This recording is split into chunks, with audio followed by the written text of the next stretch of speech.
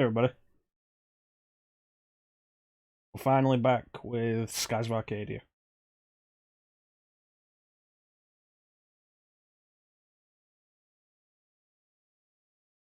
Been a while.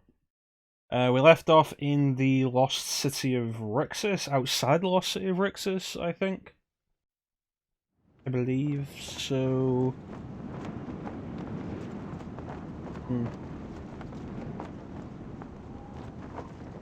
Anyway, let's continue.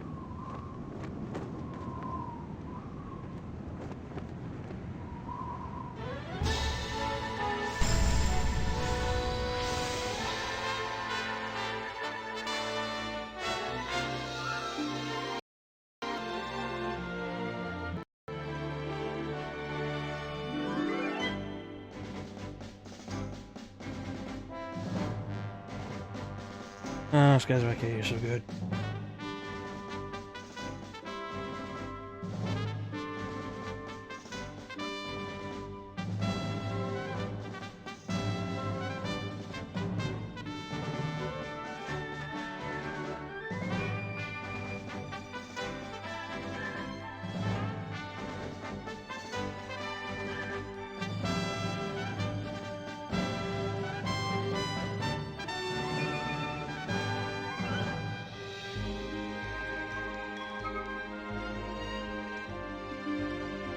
Interesting that Galcian isn't wearing his cloak in the intro, when in the game he only ever takes it off to fight himself.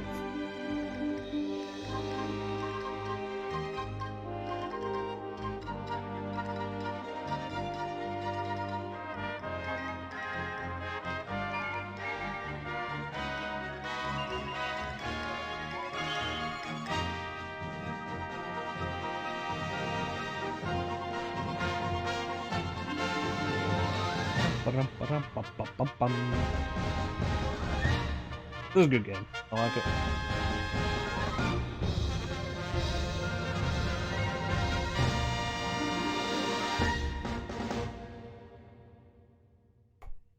Alright, let's do it. So we left this off because I wanted to let Chansum get ahead in his playthrough because he's playing it for the first time. The reason we're coming back to it now is I want to get everything we're currently have in progress, done before May.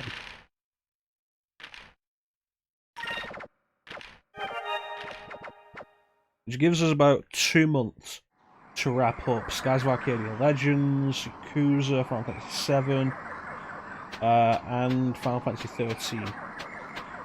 And then once that's done, see how much time we've got left. Possibly see about doing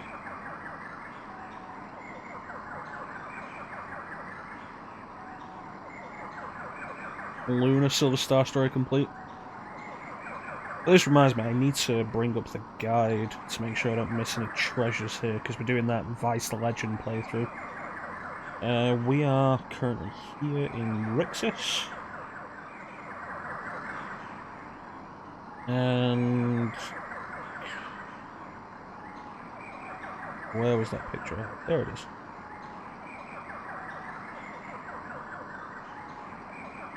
Well, didn't want that.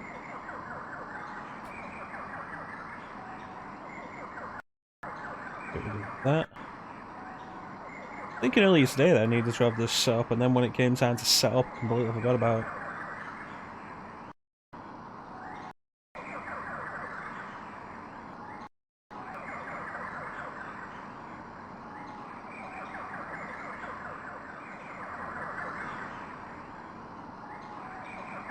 Anyway, that should be good.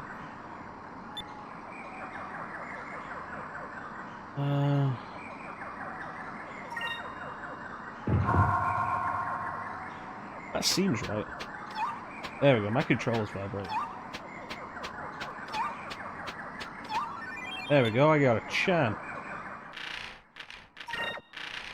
Give that to Cupil. Cupil sword, yeah. That's what you like to see. I like to see it switch up to a new form. Because that means it's getting stronger.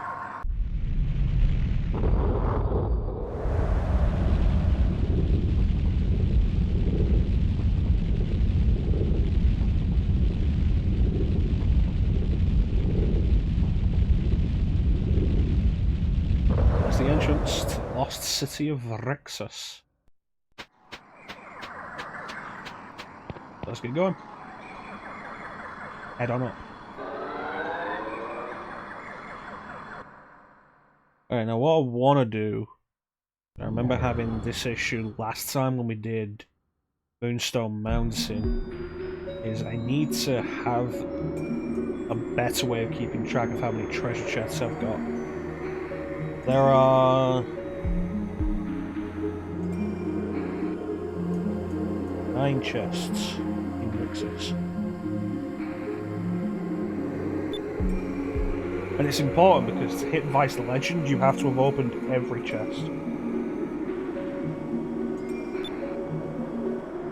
So if I keep track of all the chests we open for the rest of the game, make sure we've got everything, and we don't hit Vice the Legend,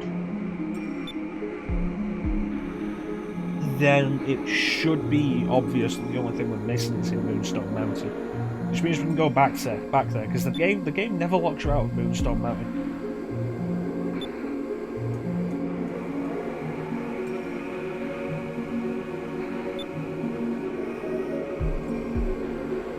I think this is the first look we get at how destructive the Rains of Destruction were.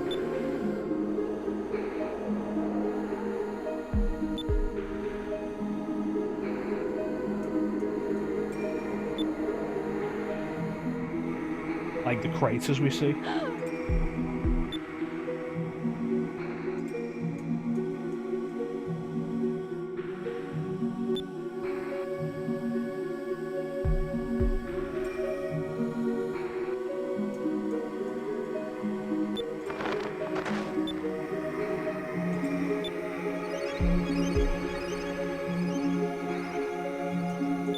No, there's nothing there, Ica.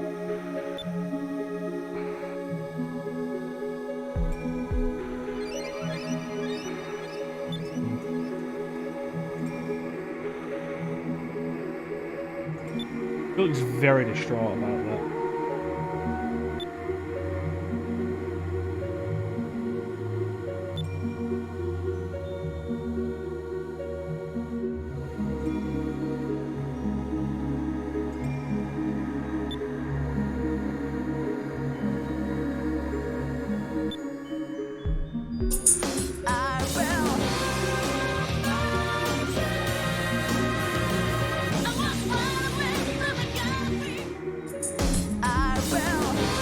Really wish you would stop doing that.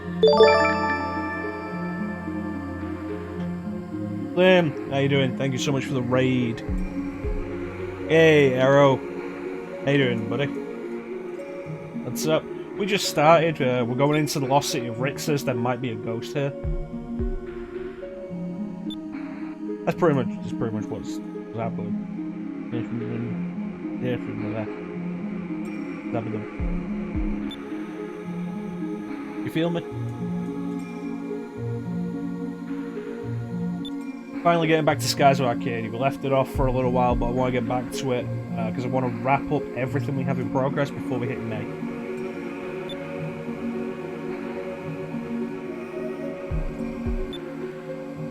Did you finish Mega Man 9? It didn't look like you were close enough to finishing Mega Man 9. To actually finish Mega Man 9.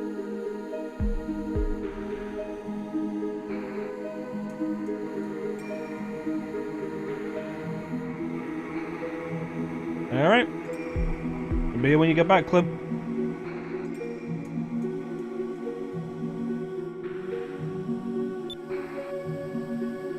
For those of you who aren't aware, this is Skies of Arcadia Legends. It is a Sega Dreamcast RPG. Come on.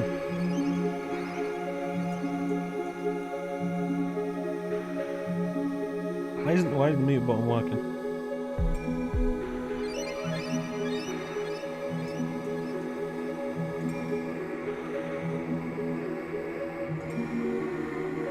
Yeah, for those of you who aren't aware, this is Skies of Arcadia Legends. This is a Sega Dreamcast RPG that was ported to the GameCube and enhanced in several ways. We are currently aiming for what is known as a Vice the Legend playthrough. If we take a look at the menu here, you can see on the bottom right, Vice the Admirable. That is the swashbuckler ranking. Vice the Legend is basically equivalent to 100%. Playing this with a widescreen hack and a progressive patch, which makes it look way better than it did originally.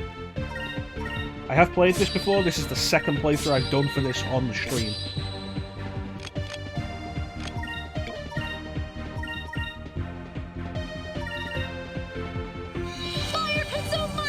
And I hope you guys enjoy this, because this is a really good RPG that could do with more attention. And I think a big part of the reason, and a big part of the reason why it doesn't have as much of a following as other stuff is because it hasn't been released since the GameCube, and Sega will not re-release this. Zeke, my boy, how you doing, buddy? Just any kind of port. PS4, Switch, PC, just re-release the damn thing.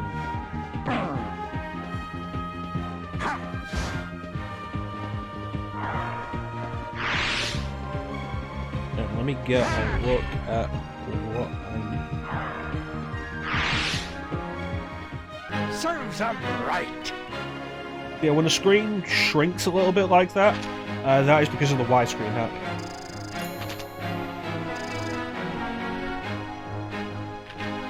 Works better than I expected, but it has a few issues, of course.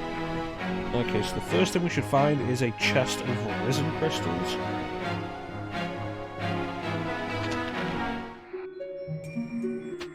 Alright, where am I going? Well, that was fast. In this version, had the encounter rate toned down.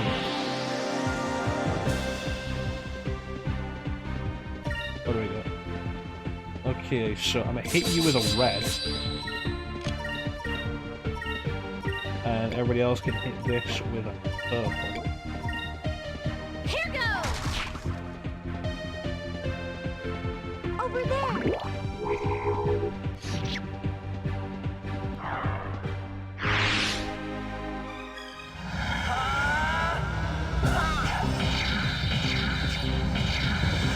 How's everybody doing? Everybody's coming with Clem. It's good to see you all. Oh, I did not do as much damage as I was expecting.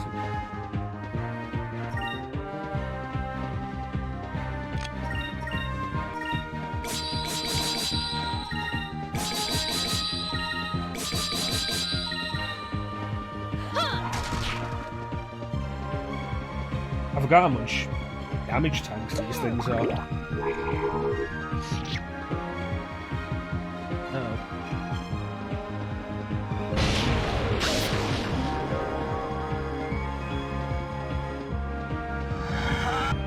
This is a really nice counterbalance to Final Fantasy XIII, which compromises a lot of elements for having the pseudo real-time thing. Whereas Skies of Arcadia is completely turn-based and makes no apologies for that. And its battle system works so much better for that, and it's really nice to just play that kind of thing. Oh, Skies of Arcadia is a fantastic game.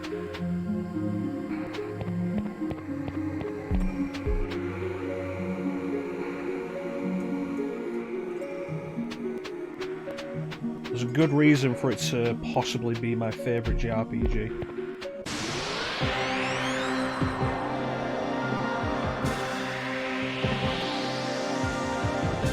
How's everybody doing?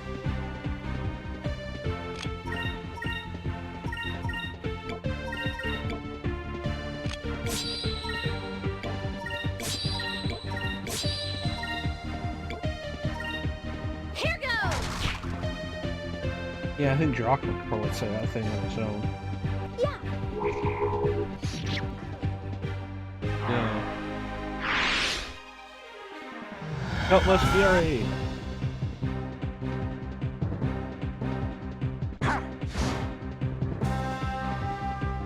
Yeah, you said you generally have trouble with the first week of the month, didn't you think?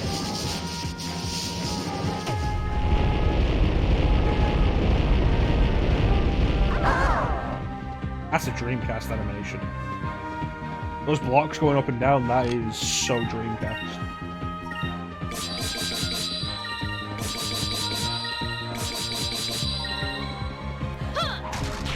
I'm glad you're doing okay though, T.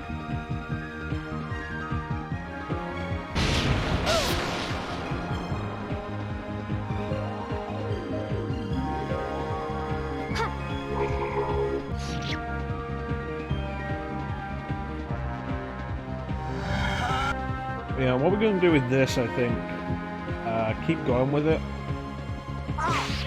on the Saturdays.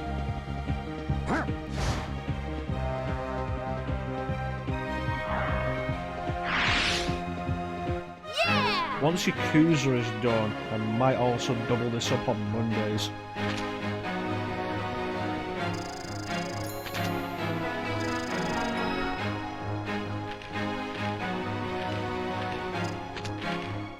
It sounds like a lot of work.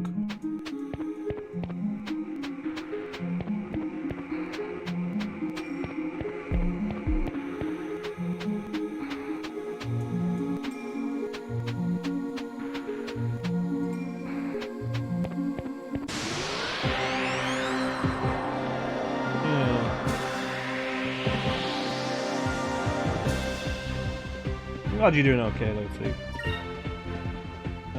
4 reds, 2 blues, and a green. Element that works good against 2 of those.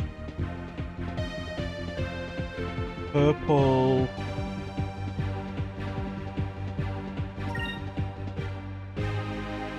Purple works against blue as well. Awesome.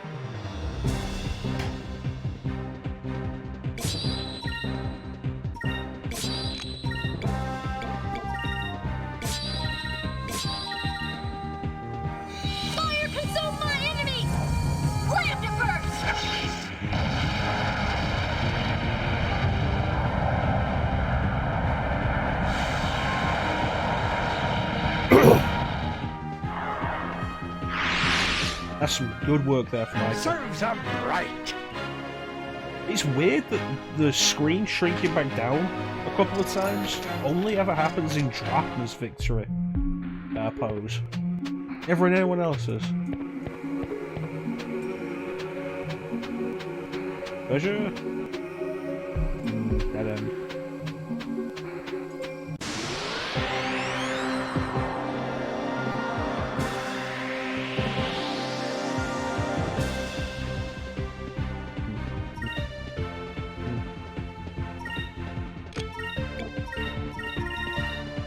Yeah!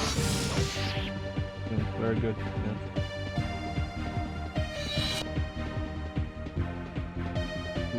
Yeah, it's fantastic.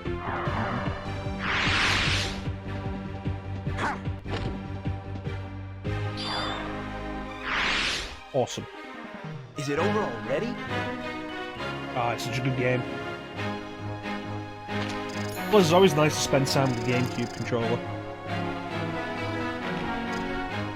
Nice controller. I'm debating breaking out Star Wars Rogue Squadron 2 soon. And playing that, and that'd be nice because it's like a really good game for the controller. One of the few third-party games on GameCube that makes use of the analog triggers. Hey, how you doing, Caesar? It's worth playing again. Worth playing again. I mean, I did this last year.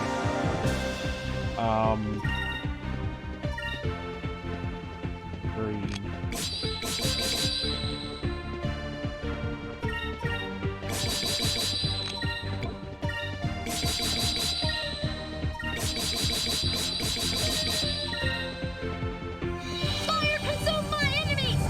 Yeah, I did this last year.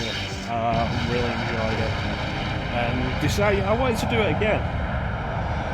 This is so far like the only game I've done on stream that when I finished it, I was like, yeah, I really want to play this again immediately. It's just that good. But I eventually added it to the point redemption list and it was redeemed. Yeah. So we're playing it again. Our buddy Chanson Gaming. We did it! Is actually currently going through this on his first playthrough.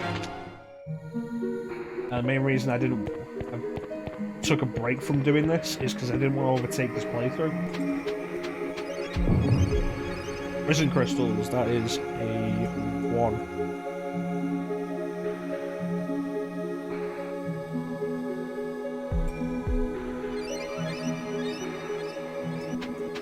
Yeah, that was a problem with me for years. For a bunch of stuff, setting up to play GameCube, to play PS2. N64 was always a pain.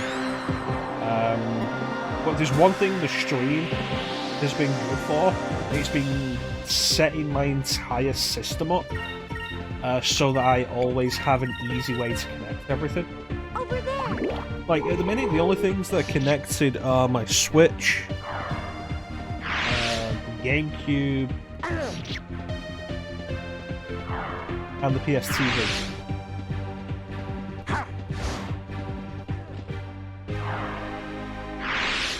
But at any point I can switch the GameCube off and replace it with the PS2, the PS3, the N64, the Xbox One, the Wii U. That wasn't so bad. I just flick the switch. And occasionally a redistribution of the HDMI cable, and that's kind of it. Like getting all that set up together in any kind of convenient way like that was a bit of work, but it was worth it, I think.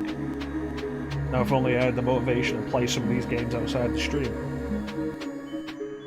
But again, that's another part of the point of the stream. Really encourage me and give me the motivation to play these games. Like before last year when we were doing this, I'd been meaning to replay Skies of Arcadia Legends for years, and had never played it past the desert.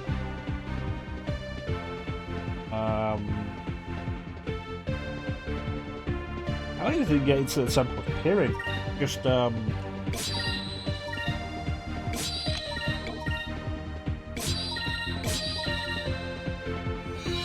consume my enemies! Slam to burst! just more amber. And finally sat down with it last year and started streaming it. It was fantastic. I enjoyed it. It was a lot of fun.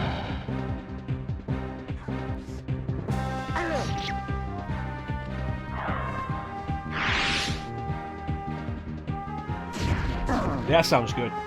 You can get back to your streaming with that as well. If I follow you. Yeah. I've seen you doing Super Mario RPG.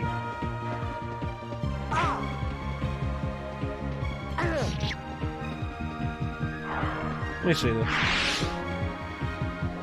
If I don't follow you, why have I seen you do Super Mario RPG?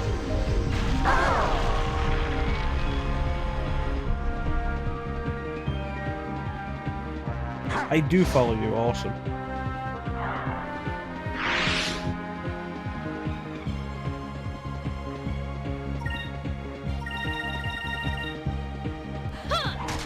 I should set some people up for heals.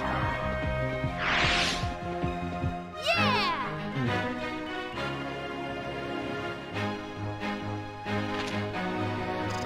Alright, so we got one chest out of 9.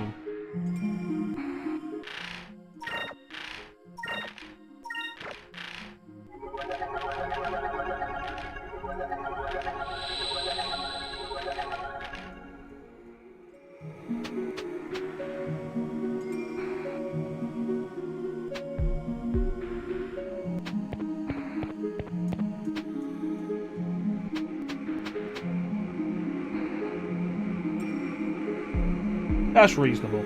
That is very much reasonable. At this point, for the most part, the stream exists for me to get through the backlog, though I do some stuff offline. That is 2.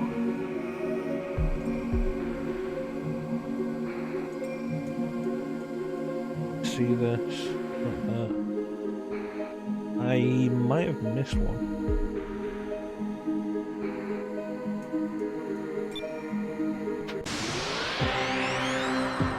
Anyway.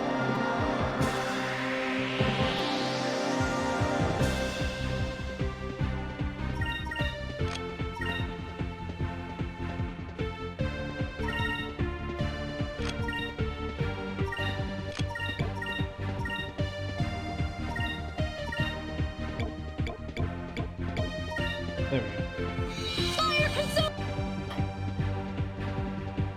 Yeah, I just have trouble motivating myself outside the streams. Over there. And of course there's been a few occasions where I've just been like, I don't feel like streaming at all. And that can go on for a week, 2 weeks, go on for an extended period. Which is always awkward. At the end of the day, you gotta take care of yourself. Put yourself first.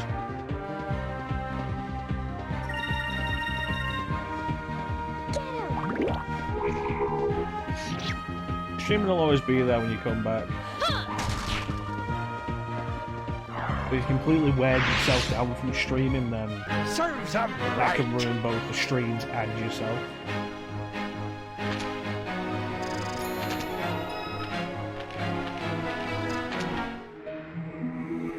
Yeah, let me enjoy your you time. There's always a good thing to have.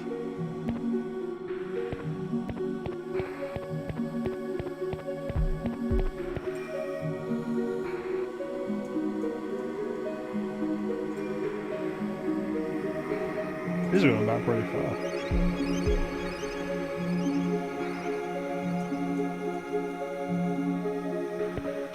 Alright, back to the start. Did check those, didn't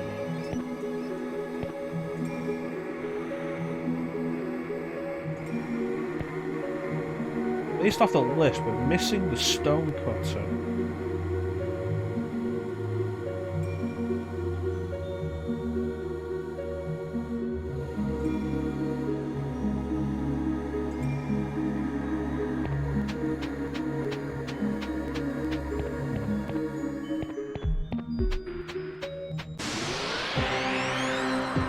Yeah, for anybody who isn't aware, we're after all the treasure chests as part of a Vice the Legend playthrough.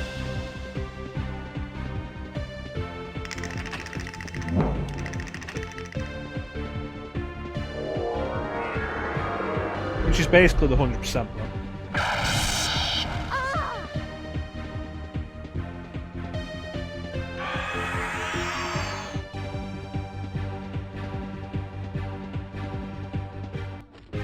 Yeah, I feel that. But, thanks for stopping by, so give yourself a good day. If we don't see you again later, give yourself a good day. Take care of yourself, buddy. We'll catch you another time.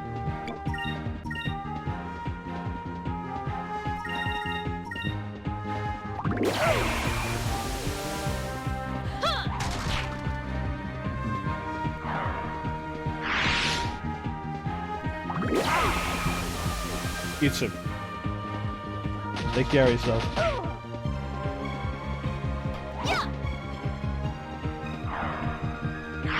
We get a lambda burst, please. There we go.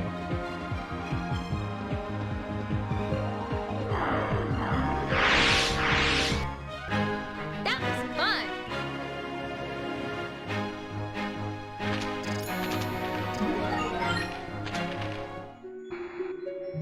More purple magic isn't a bad thing. At the chest? I think it is.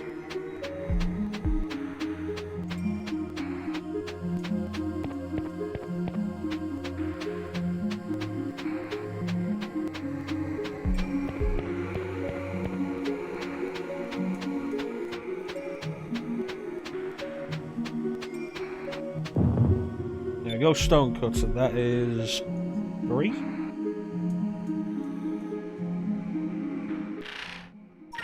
And I think that's a vice weapon. There it is, Stonecutter. Awesome.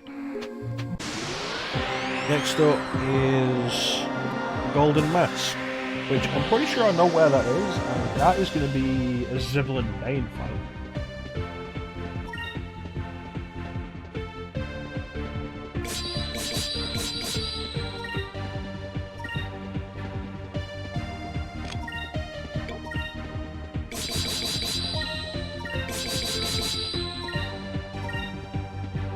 Alright, how's this going to go? Pretty much how I expected it to. Nice, appreciate that.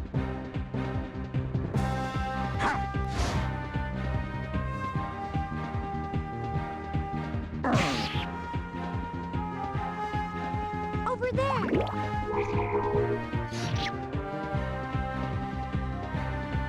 That's pretty high counter attack right now.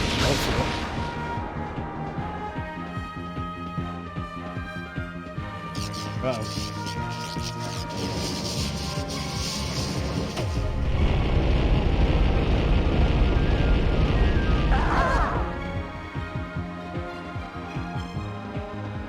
Alright, take it down.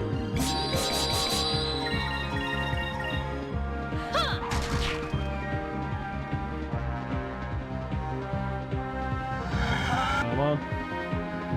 There we go.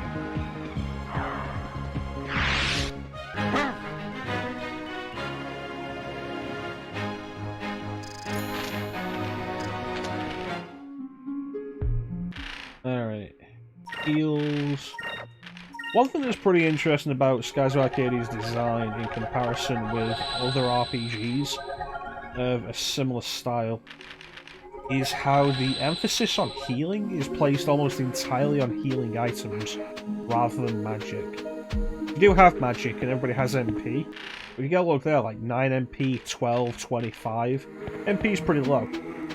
Every spell only costs 1 MP. But you do still have a very limited MP pool between all characters. And the healing items are actually really cheap. I think a Sacra Crystal is 50 gold. It feels deliberately designed for you to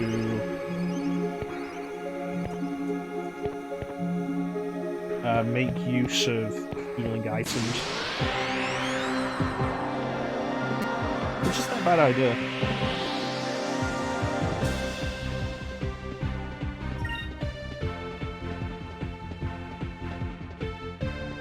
Green and blue.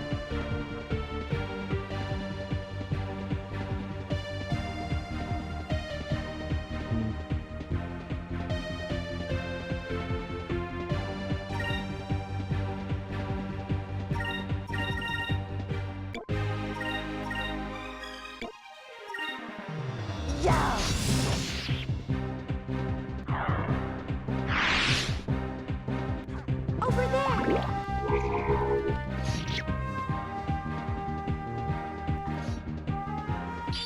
Take this.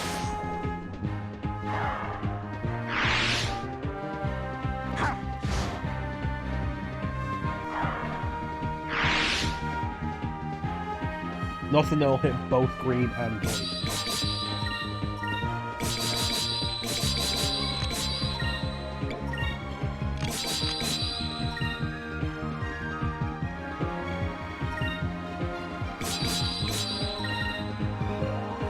Fire consume my enemies.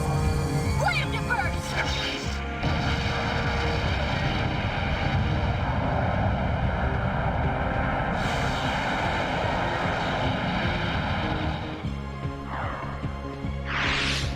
Alright.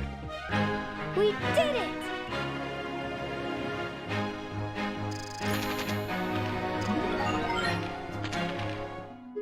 I don't really get a huge amount of opportunity to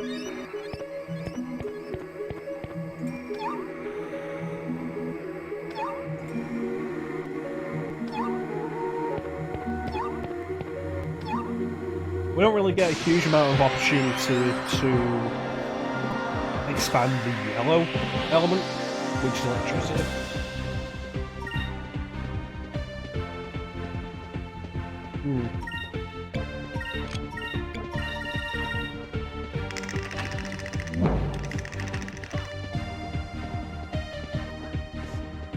So I guess anytime we can is a good idea. Very sneezy, right?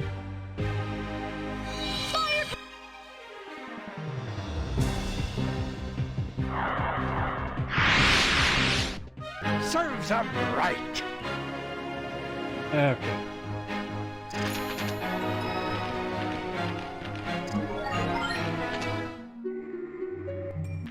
How is everybody doing for yellow magic? 1, 1, 2, but she doesn't have any blue. Everybody but Fina has 2 blue spells. Interesting.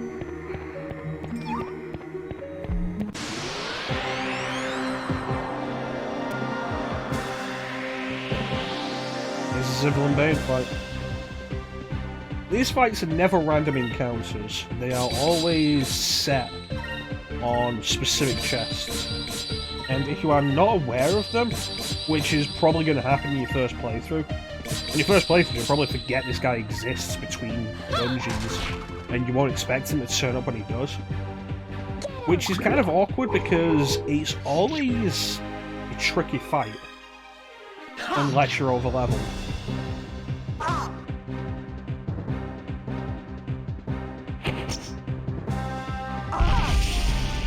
Because he can do stuff like that. Which is why I haven't done any super moves for the first turn. So that we can use round 3 on Lunar Blessing.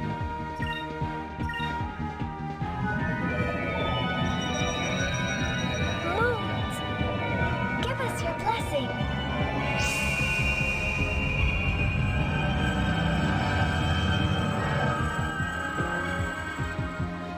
I consider it a fairly essential buff for some of the more difficult fights. It's basically a 200 HP regen between turns. Not amazing, but it can make a good amount of difference.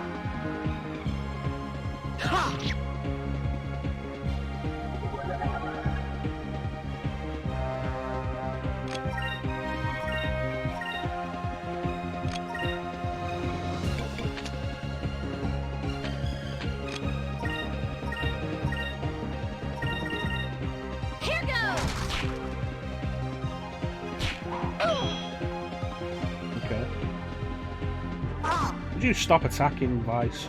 I was going to recover the HP through regeneration if you keep attacking them like that.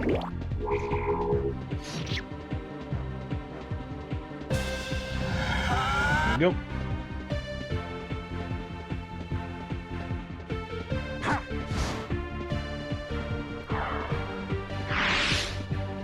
A 3-round Zivil and Bane fight is something I'm pretty happy with. It was pretty good. And the chest that Zivil and Bane is guarding is always something that exists just to sell that is full.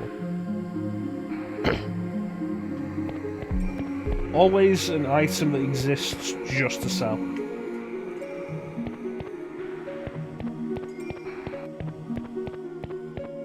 I want to go up or down. There's another chest there.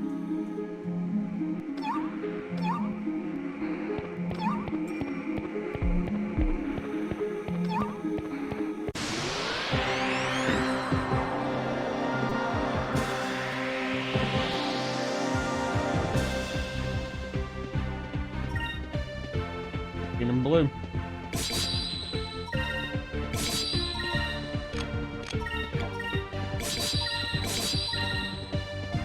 See how this goes.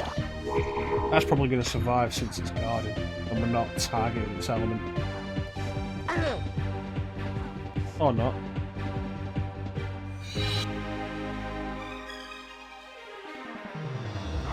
Good stuff. We did it! I should probably heal Vice now before it becomes a problem.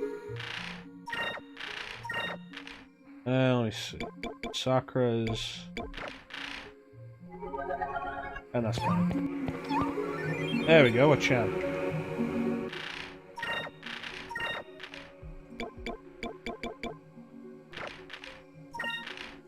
And the Major Seal, and Major Seed. Let's give it to Ica. Ica is good for heat for magic as well, but doesn't have the MP reserves that Fina gets.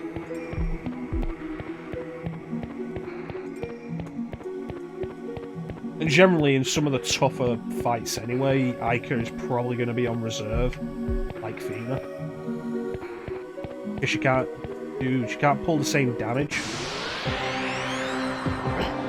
She can't pull the same damage that Ica and Drachma can.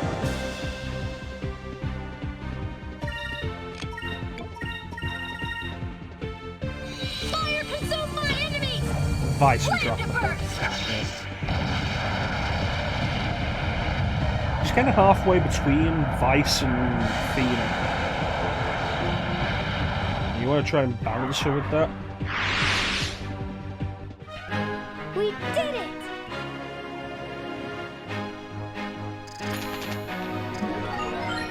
Alright, drill. There's gold. Let me see, am I on the right track right here? Yeah. Awesome.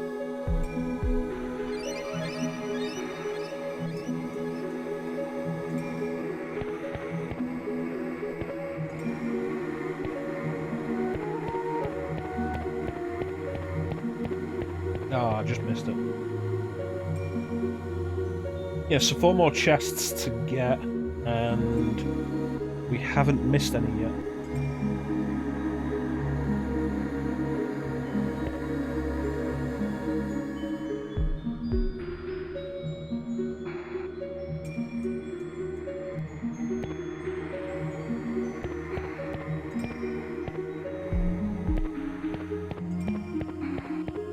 There's another one.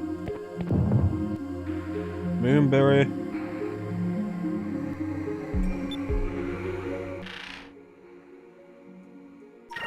Let's see. Vice has Rain of Swords. Let's get Fina another one. We'll go Lunar Cleansing. That's a good idea.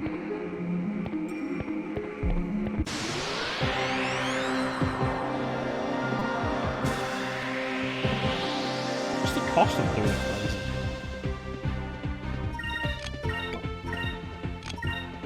6. That's not too bad. We can generate 6 pretty quickly. Over there!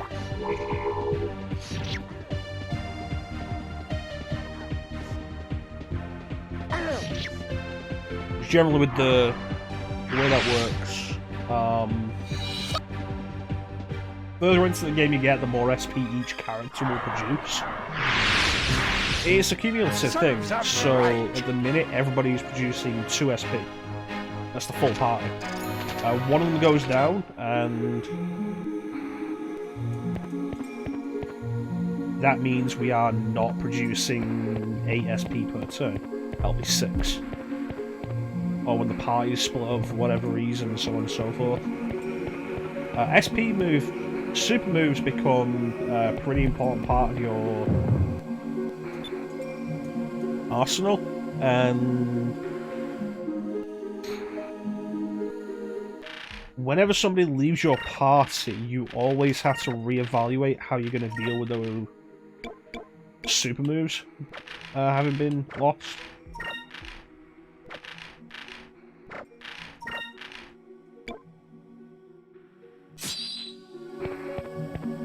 At the minute we're generating 8 per turn, which means we can do Land Burst every round, or we can do Cutlass Fury every round.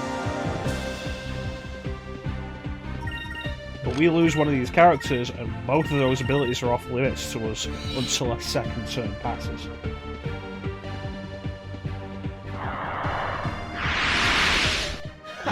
That was easy. The real part to look forward to is when we're generating 14 SP per turn or more. Because then we can start doing Rain of Swords every turn. Rain of Swords is a much better... There we go. Rain of Swords is a much better AoE screen clear than Lambda Burst is.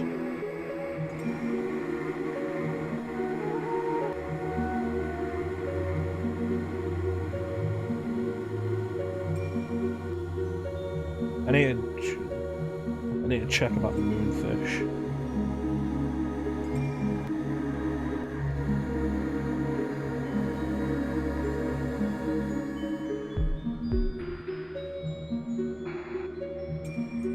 Where is the list of moonfish?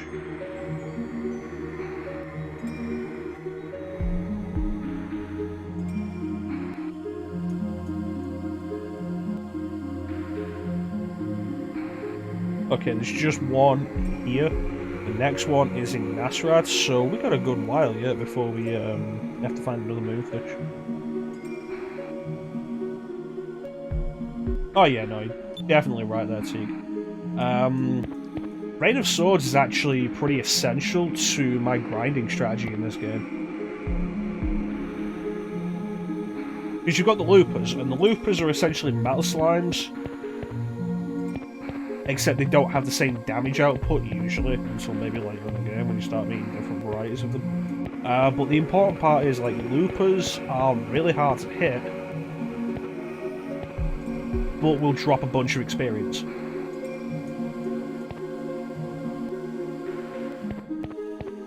Alpha Storm and Lambda Burst do 0 damage to them.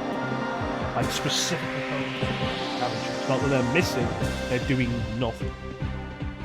That changes. Oh, that doesn't change. But Rain of Swords, which is Vice's screen clear, does hit them. So my grinding strategy is, once we're generating 14 SP per turn, possibly a little below that, depending on the situation, although it's not really necessary. We head to what is called Looper Island. It's not the in-game name. That is the name people have given it. Which is an area you can fly around on the world map that only spawns loopers. And then you open the fight with... you get yourself an accessory called the White Map, which increases the encounter rate.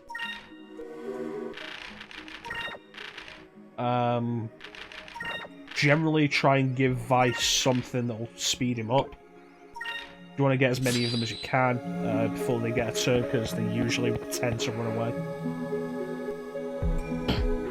And open with Rain of Swords, which will hit them all, and they don't have the health to survive it.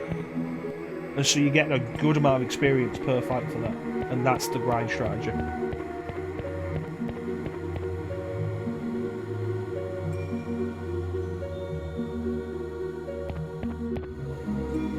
Okay, that is 9 chests.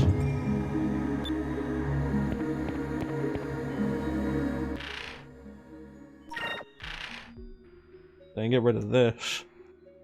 And the next area we have chests in is not for a while. Yeah. We got a bunch of story going down before then. That's awesome. Alright, increases will, which I will give to Ica again, for the sake of boosting her magic capacity.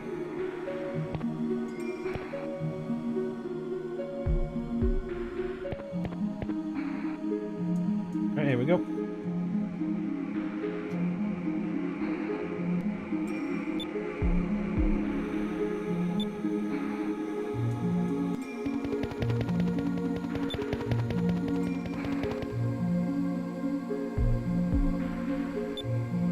Yeah, it's generally like the grind strategy I go with. It's pretty efficient, honestly. An hour and a half worth of grinding there, and you're pretty much done for the game.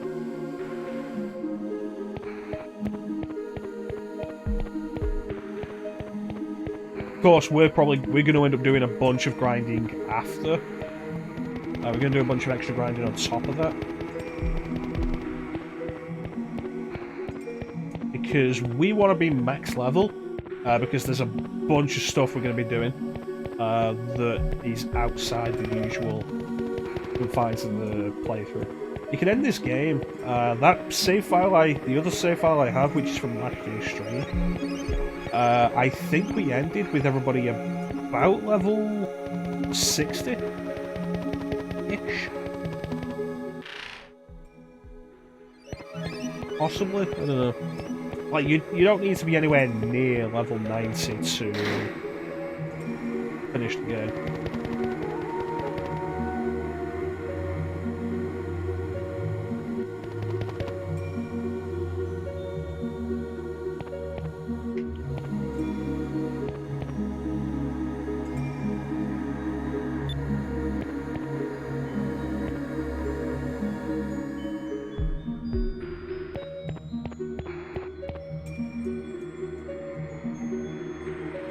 Yeah, if you don't know some of the stuff you get for hitting Vice the Legend, I'm gonna keep that quiet.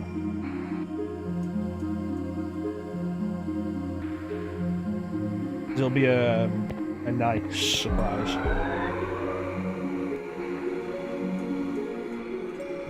But to get there, the main things we need are all discoveries, all treasures, all moonfish. We need to finish Piastol's side quest.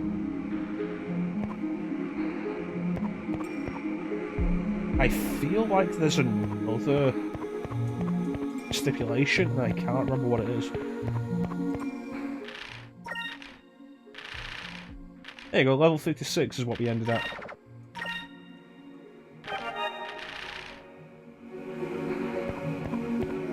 We're gonna go, like, almost double that by the end of this playthrough.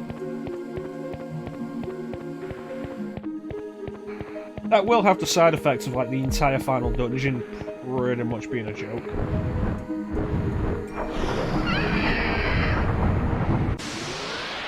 That's not a huge deal.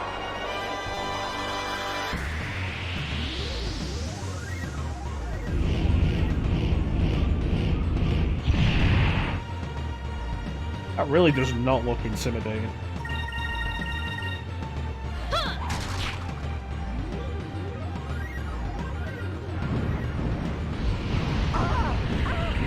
Those numbers look intimidating.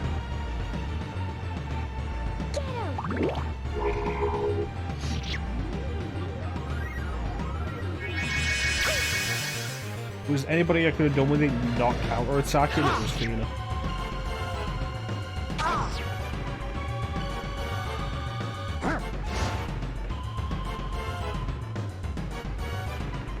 What happened to Aika's attack? He already attacked?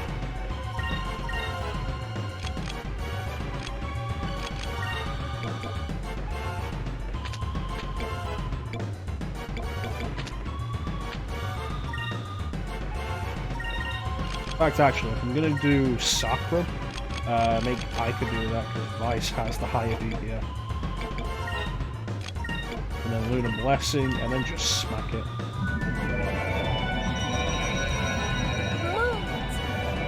Give us your blessing.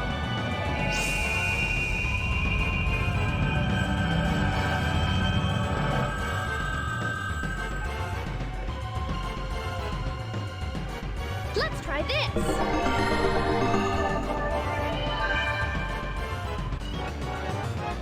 There we go.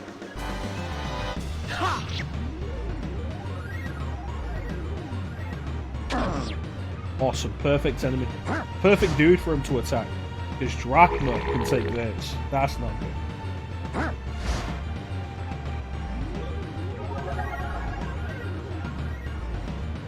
I don't have the party book yet, do I? Just Incrum.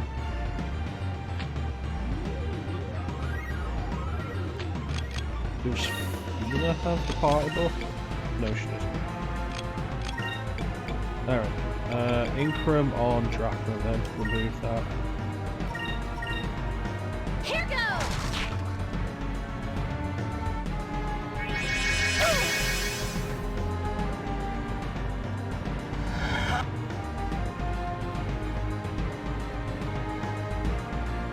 Moons, give me strength!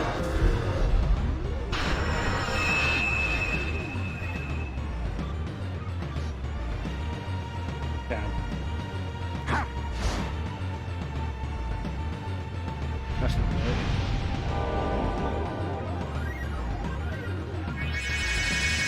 That's probably worse.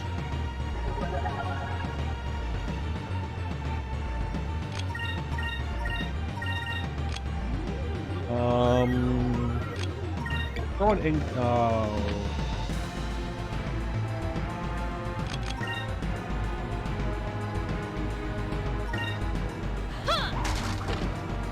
Is this because Drachma's asleep?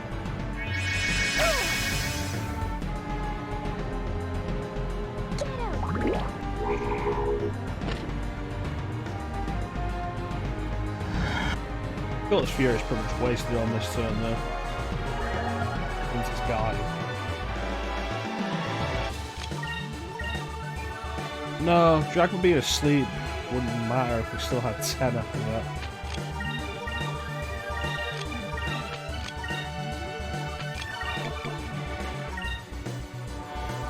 Moons! Purify our souls! Time to get up, Drachma.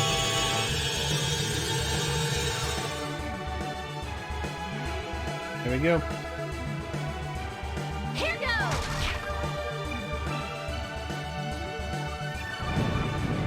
Oh boy.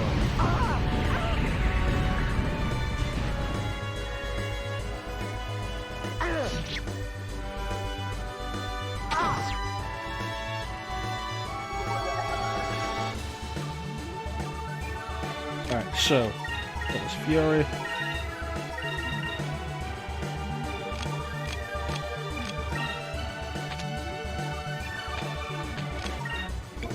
Now let me throw an Incrum on Vice to boost the power of Cutlass Fury.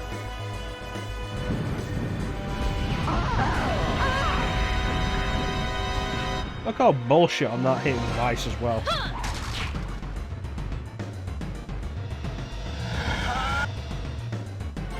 We're done with Fina being a little quicker there. Moons, give me strength!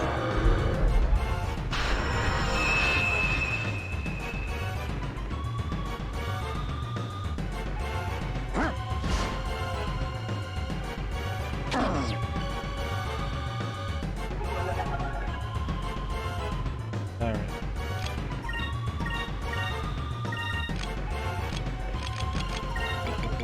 Put Sakra's Crystal on Vice. Here goes!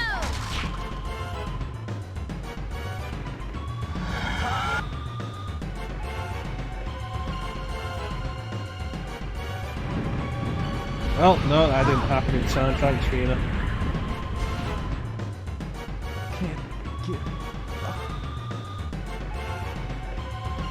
Let's try this!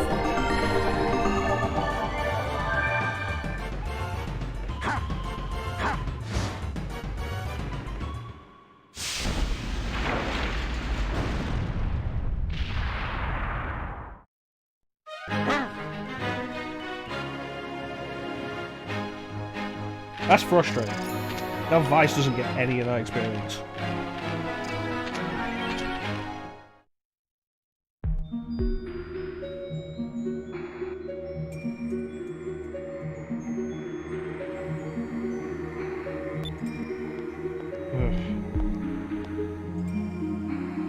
Ooh!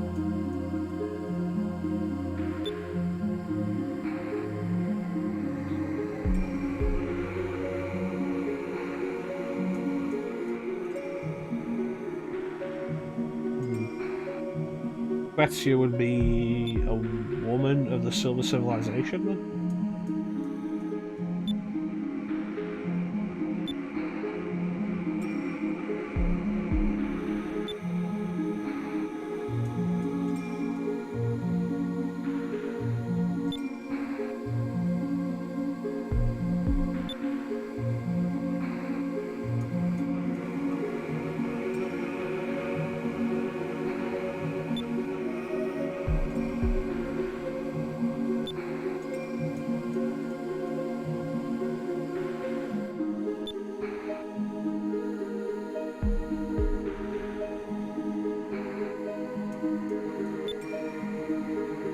And so the Sylvites sealed him away.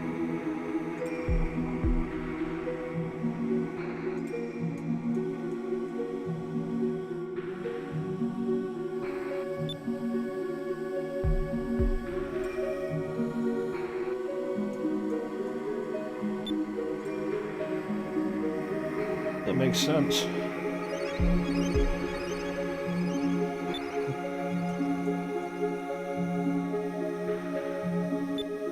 So where is it?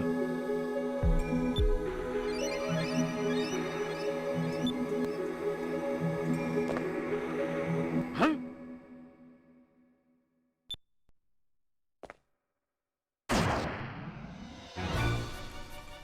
Hey. Slide. Aha!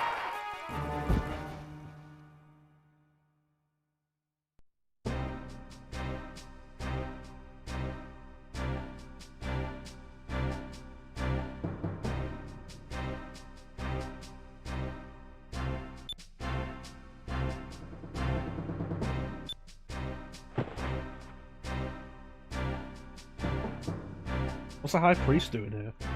This place is supposed to be sealed away.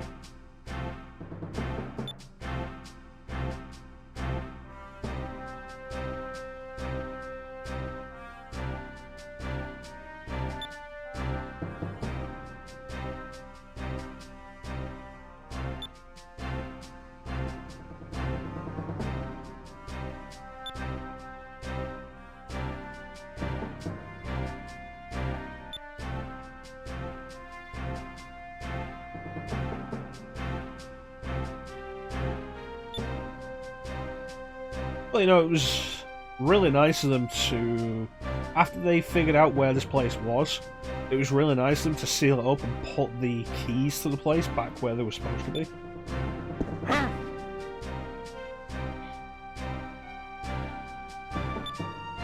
You know, so that we could find and open the place.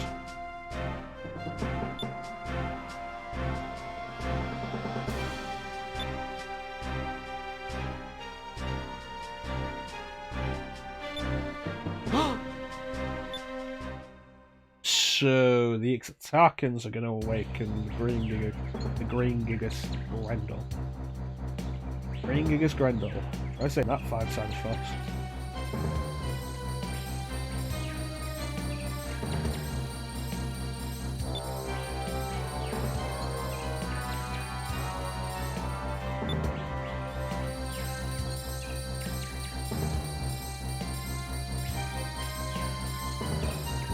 I like this twist because it still means that we see the Green Gigas, which, if you know anything about Japanese media and storytelling, you would have expected anyway. But like, my expectation when first playing this would have been that the Valuans would basically, like, we'd get the Green Crystal and the Valuans would end up taking it from us again. And it would basically be like a comedic anime trope. They're like, yeah, we succeeded. Oh no, they took it away from us and now we have to fight the Green Gigas. But to the credit of the game and the writers, they don't do that again. It happened with Belazar, and they never do that again. Which is good, because it also means the characters don't have to be idiots every time we go somewhere new. And falling for Belazar was pretty reasonable.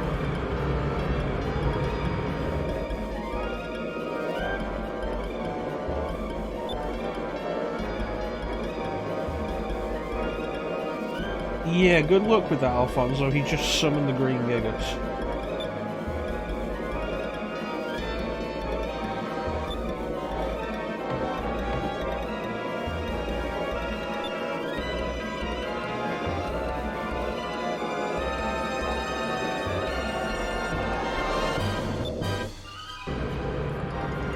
It's interesting that of all the things that the ships are named after, for each admiral, like Belazar has the Lynx and the Solar Northwest Chameleon, and Alfonso has the Cygnus, which is basically a swan. which fits with his personality.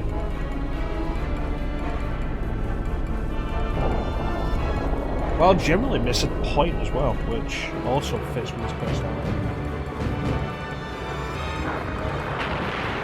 I also really like that Grendel has a completely different design from Recumen.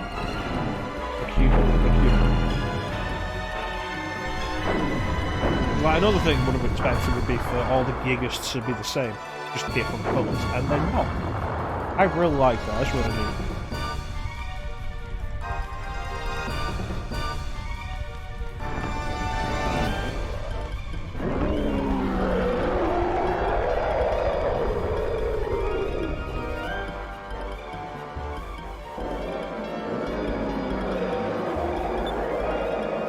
I'm gonna try.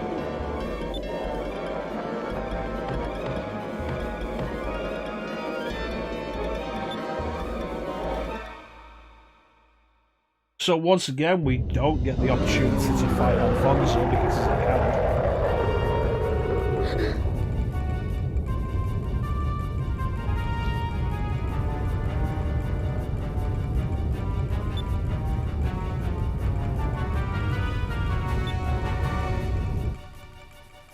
Guess we better get going. I should really make sure to use this time to save. Because otherwise, this could get really nasty.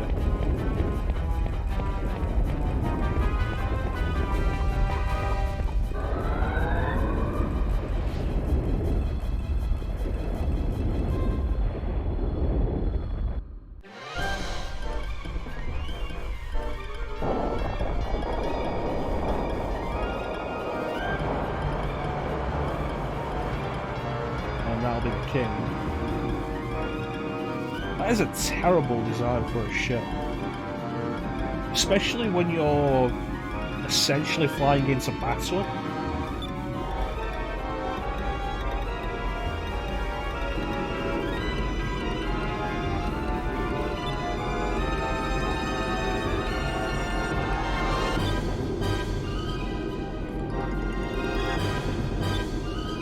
And there you go.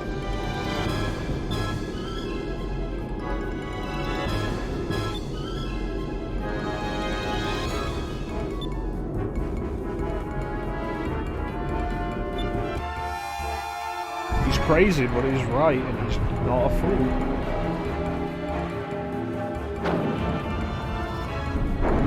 And as you can see, something the king completely didn't expect, that anybody would target them instead of the Gigas.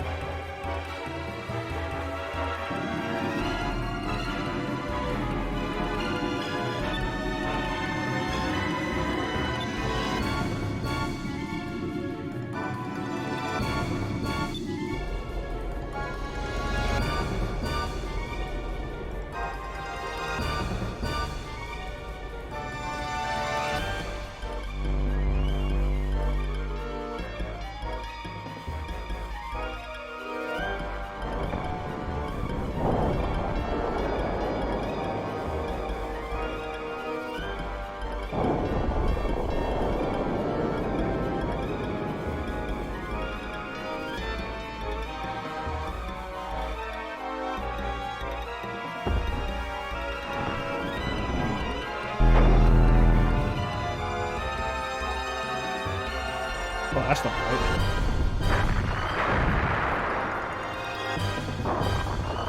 So now it has nobody controlling it, it's going to go crazy, which makes it even more dangerous.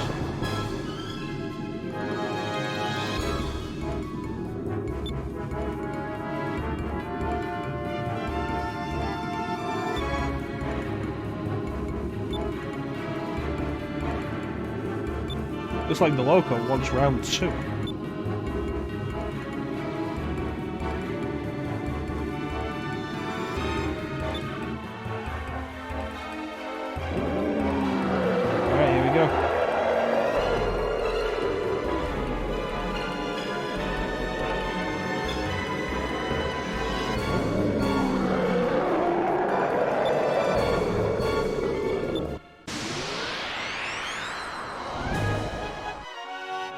Rock and roll.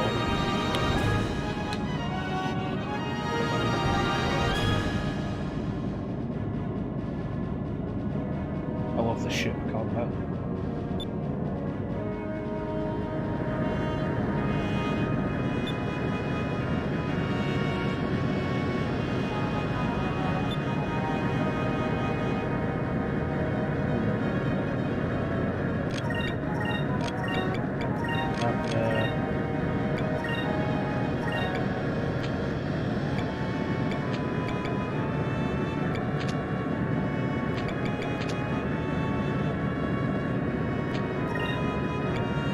That's going there.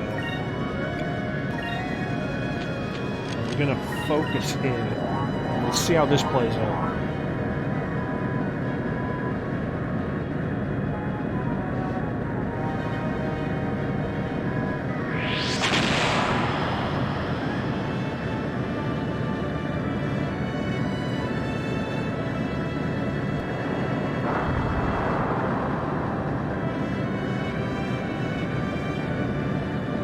Trying to get that behind us so we can really last.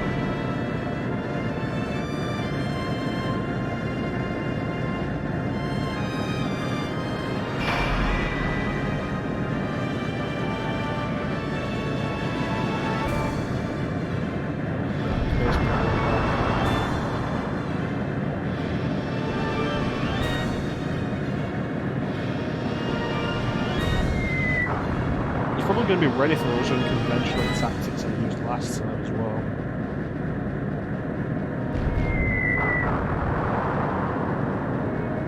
Even without the Moonstone camera, he's pulling out some major punches.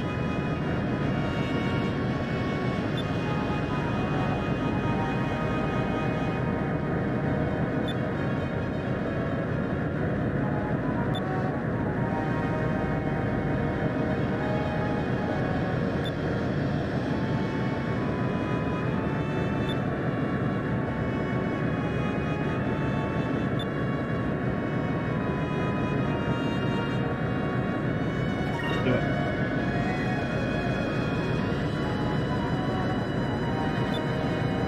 We're going to take a hit from that Moonstone can.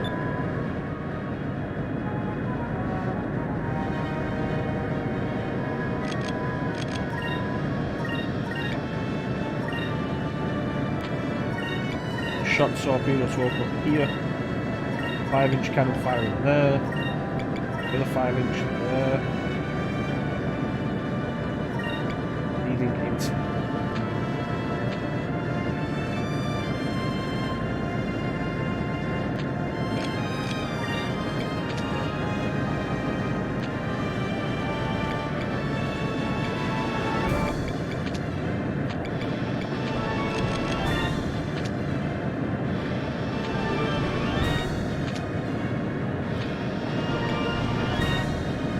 That there, and then we'll go out this.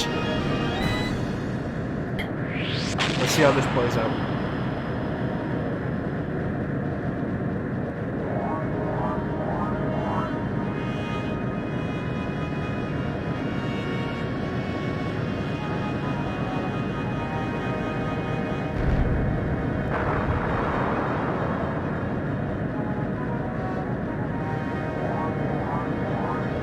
Here it comes.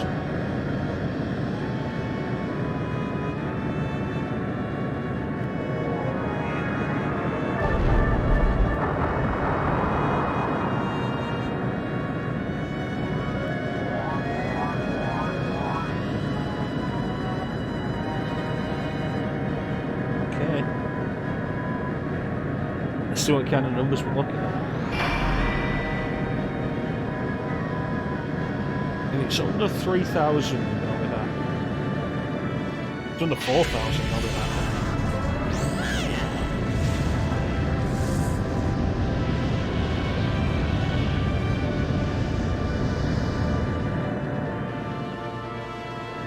Nice. Not as big of a fear as I would have expected.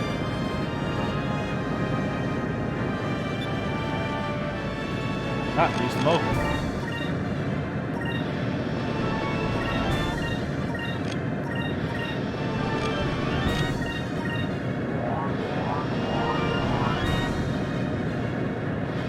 pick them apart.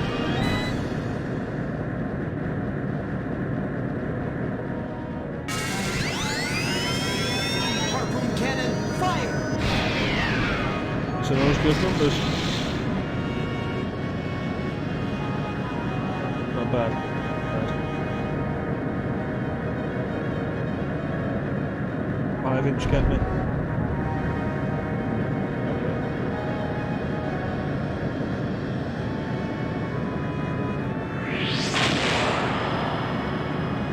Right, so they're back in business.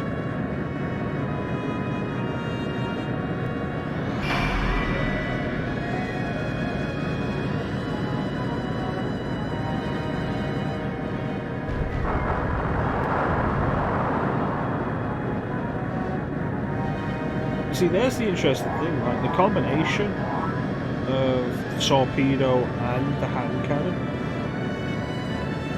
the handgun that they're using, did as much damage as the moonstone cannon.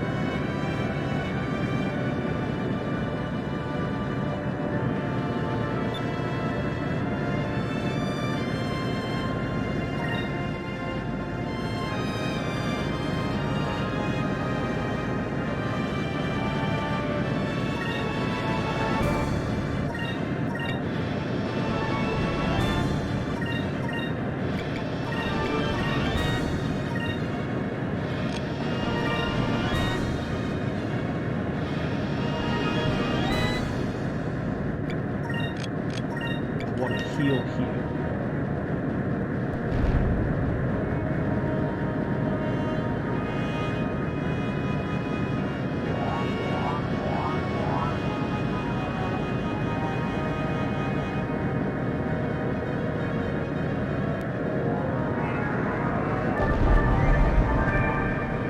The cannon's still missed.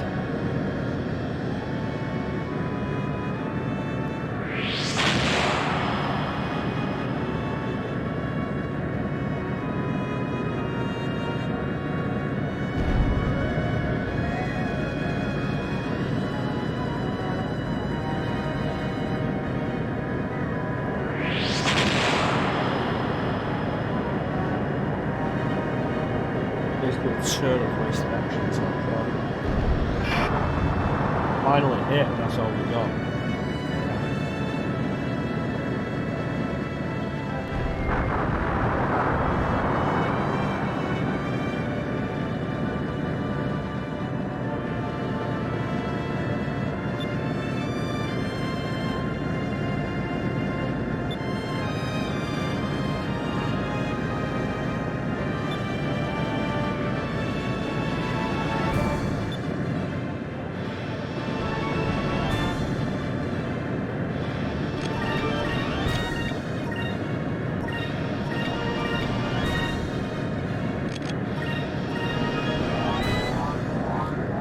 Build up for the next turn. We'll load everything we have in.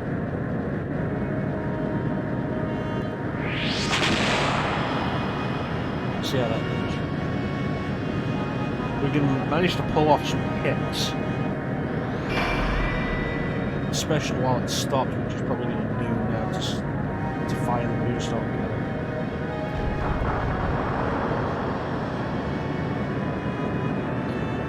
Then I think we could do some major damage that could drive the harpoon.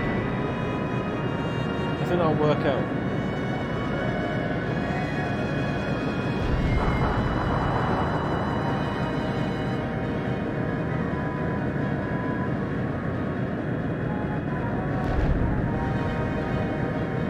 It'd be nice if those cannons would actually hit for once.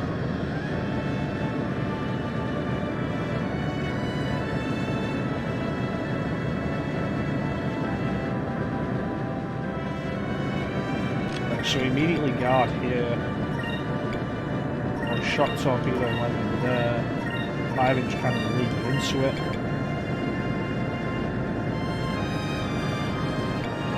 The G-Tank cannon also.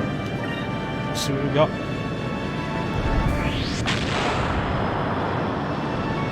Make some noise.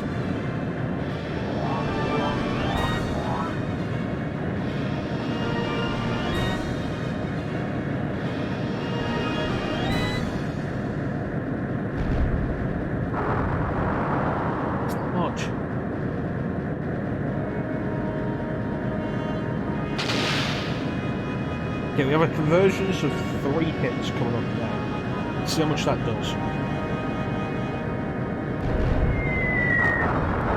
There you go, that's what I've been able to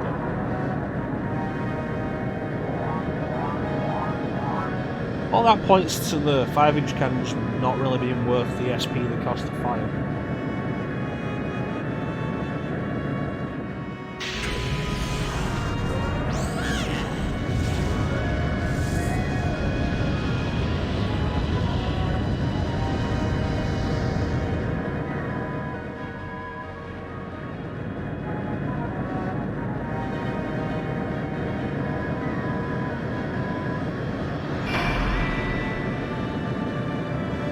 Harpoon cannon coming up.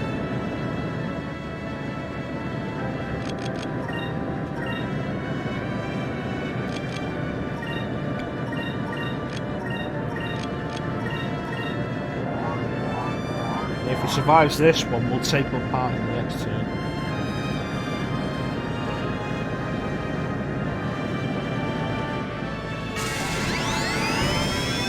Harpoon cannon, fire!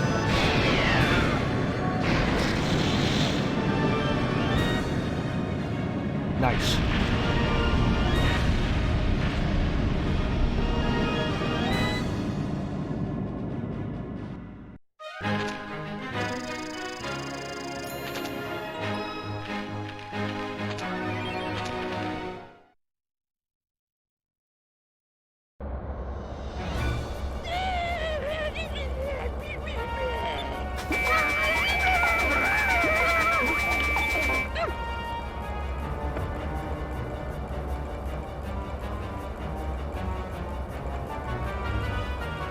That was good. There he goes, and we have to deal with the issue of Grendel.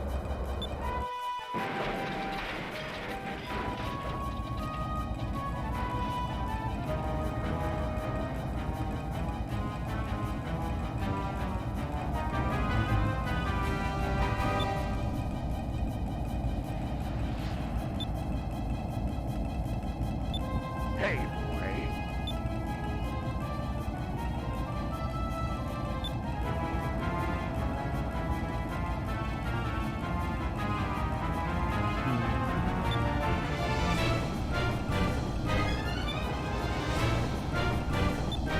Let's rock and roll.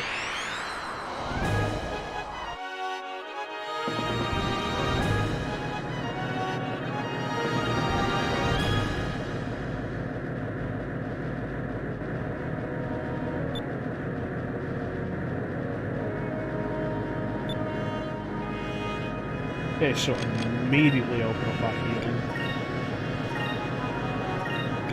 I want torpedo landing here, and I want guard. Yep.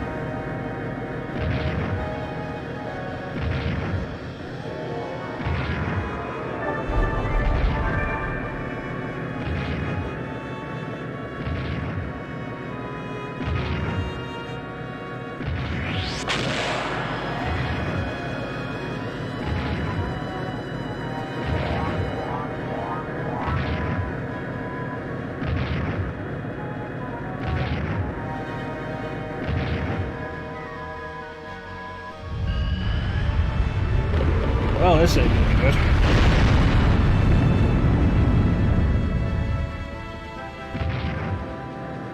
Not as bad as I expected.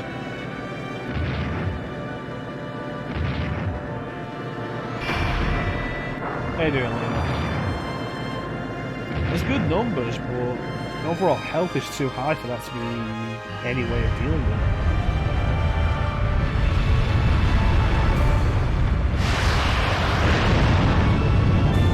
Do a barrel roll. I'm doing okay. Doing okay. Yeah, I'm doing okay.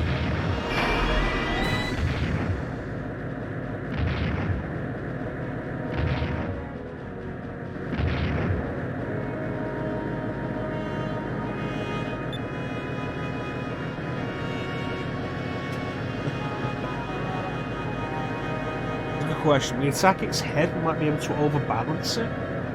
We attack its legs, we might be able to sweep it out from under. Go in the head.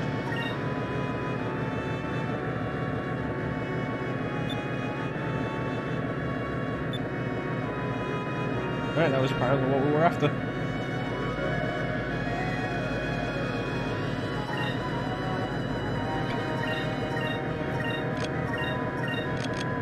Want to focus and really focus.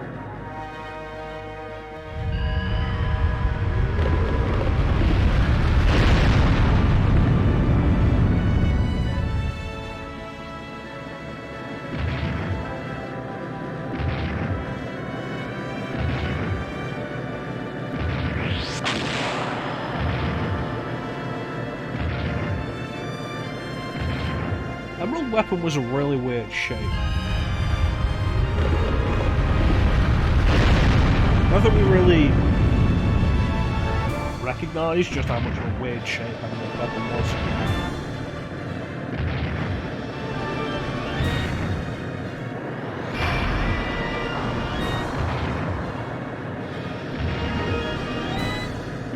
We can get the good numbers on it, but its health is just so high.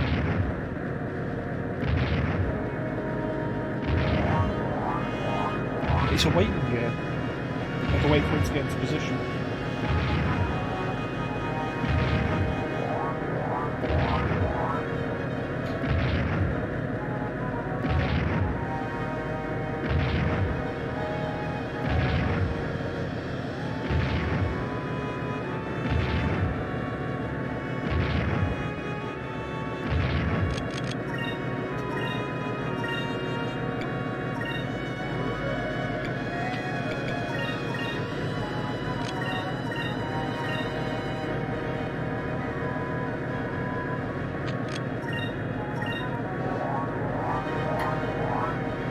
See how this goes.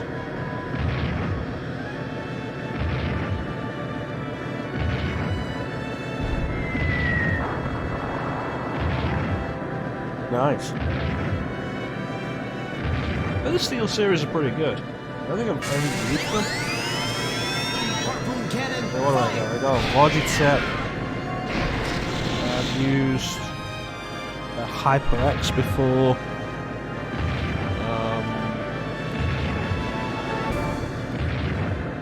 I don't think I've ever used the Steel series, but I think it's pretty good. For the price they should be.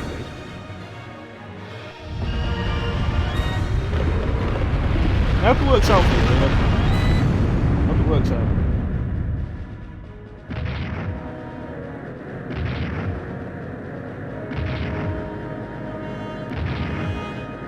The Logitech one's pretty good. I don't really wear headphones as much as I used to now because of issues with my ears. And when I do use the Logitech one, it's pretty good. It's fairly comfortable. It has lights on it, which I'm not overly... Every now and then I think about bringing the headphones back for the stream. Because at the minute, like the way I'm set up, like, I get the audio from the TV, but it's low down enough that you can't hear it on the mic. Every now and then I think about hooking up the headphones again and putting them on. The Logitech ones have lights on the side, which I can't figure out how to turn off, so I'd be like, no.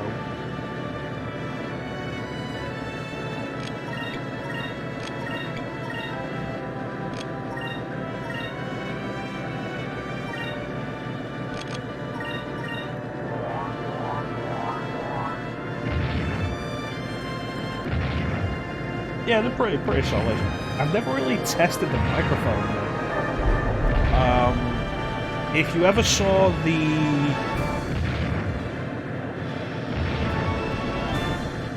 co-op streams I did of Resident Evil 6 with Foxhound Cat, I was using the Logitech mic for that because it just plugs into the PlayStation, the PS4 controller, which is how Cat and I communicated. Yeah, the Logitech ones are the only ones I've got with a light on them, and they weren't bought for the light. They weren't bought for the light.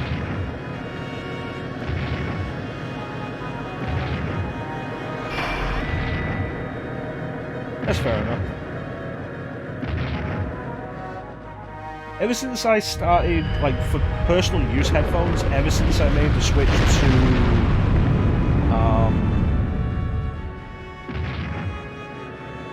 wireless to Bluetooth headphones, my headphones generally last way longer because the wire doesn't get busted. The wire was always the biggest problem with headphones for me. And now that's gone, it's just use them until the cup, the padding on the cups wears out. Which, depending on the quality of the headphones, can be. But for the stream myself, I use this mic here, which says it's Marantz Professional Podpack 1. I bought this ages ago and didn't end up using it for anything before I started streaming. I used it for, like, I ended up using it for my LPs as well back when I did that.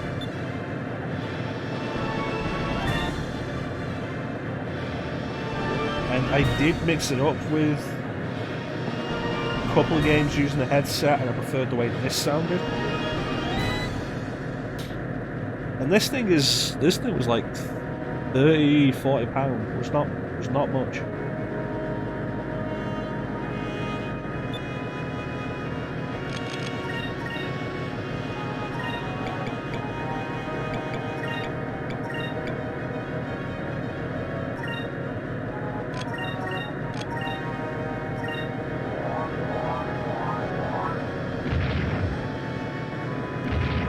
Yeah, I don't remember what the mouse I've got is, what the brand is.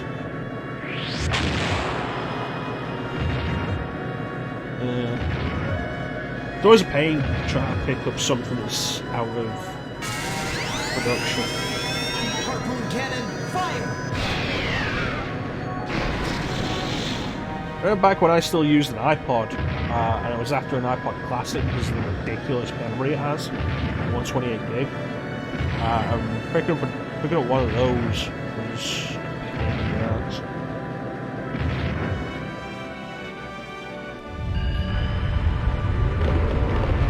In a minute, I'm pretty lucky that I've got this GameCube controller, which I bought several years ago. I've mentioned this before. I bought this several years ago when Nintendo re-released them. Like, released new ones for Smash 4. But you can tell it's the Smash 4 one because it's got the fiery Smash logo. Whereas the ones that released for Smash Ultimate have just like a plain stencil Smash logo. But it's a proper GameCube along the cable. It's great. And there's the concern that Nintendo doesn't really do them anymore. Or even the newer Smash Ultimate ones. So sooner or later picking up a fresh GameCube controller is going to be a problem.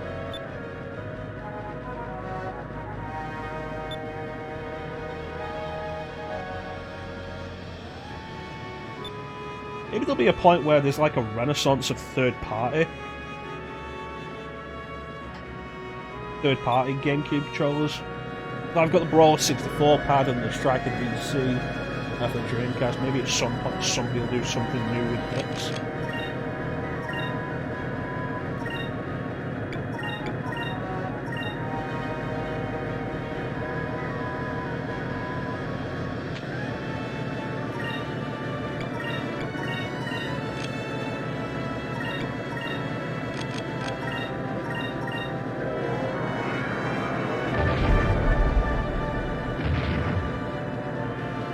I don't do enough PC gaming to really get use out of mice with a bunch of buttons. Also, how you doing, Ninja? You just snuck in here without saying anything. And for that, I'm gonna come around to the house and beat you up. But it'll be fine afterwards, we can play Mario Party.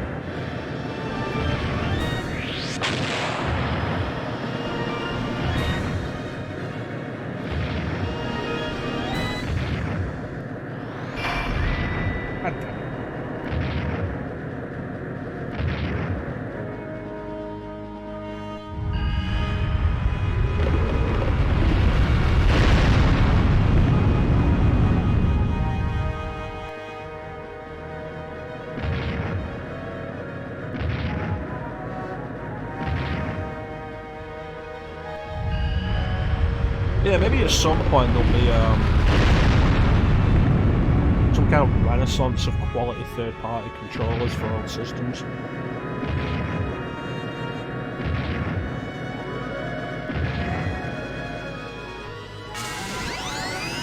Harpoon cannon, fire! Yeah, okay, I'm glad you're doing okay. Still come round to your house and beat you up.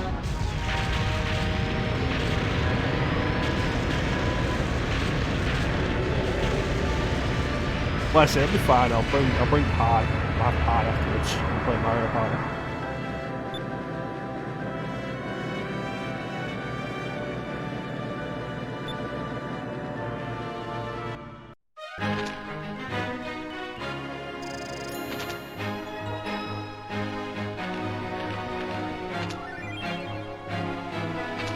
Rendell Wing.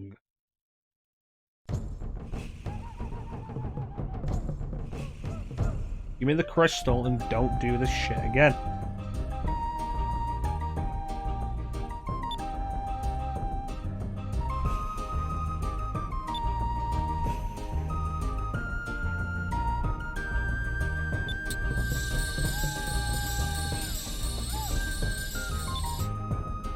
Uh-huh.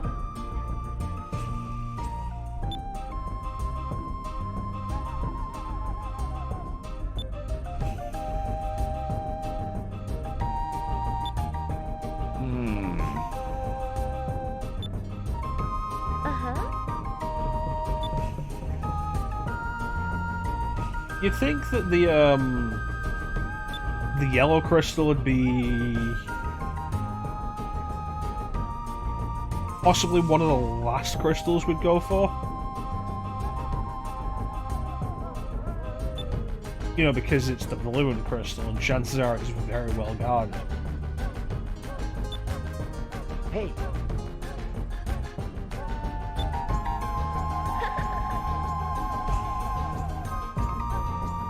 It wasn't even really a ghost, it was just a dude.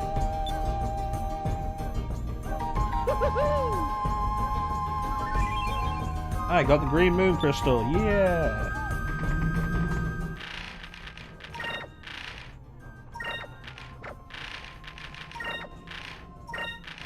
Rendell Wing.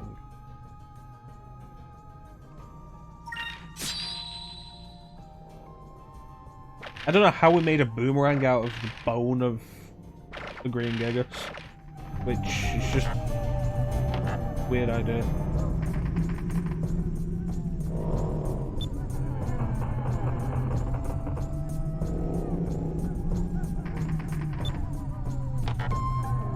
Because if they don't mess with perfection, they can't make you buy more stuff. It's the same principle as, like, why does Google keep changing YouTube's layout into stuff that is obviously worse than what it was before?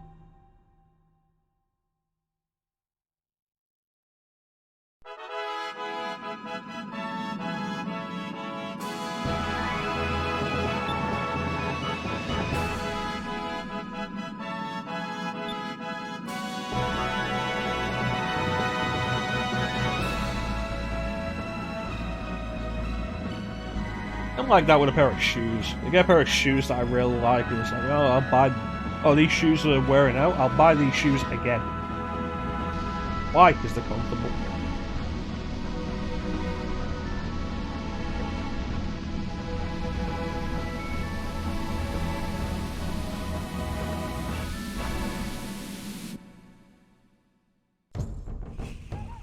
All right.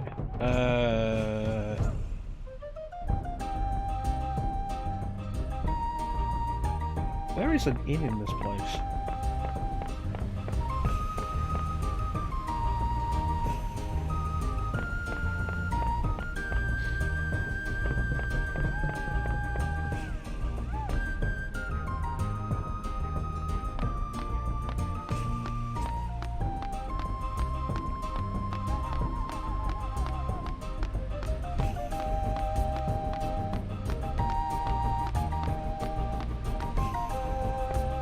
Not enough buttons. Too many buttons, not enough buttons. Make your mind up, T.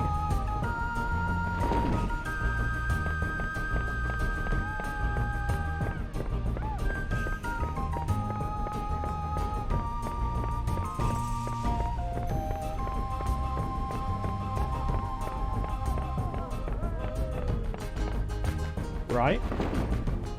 Old lady, let me sleep in your bed. Shame Bane isn't here to make a quote out of that.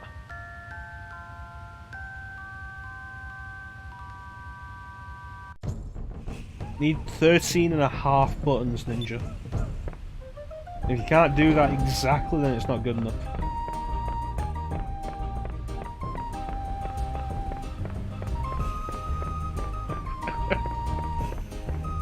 That's a substantial downgrade. Teak, how did Castlevania end up going last night? I'm gonna assume you didn't finish it. But I am curious as to how far you got before you called it a night.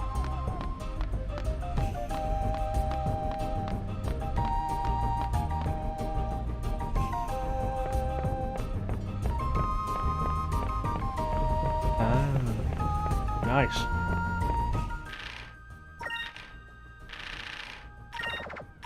I think Death's an arsehole in 3. I look forward to seeing how you think of him in the first game.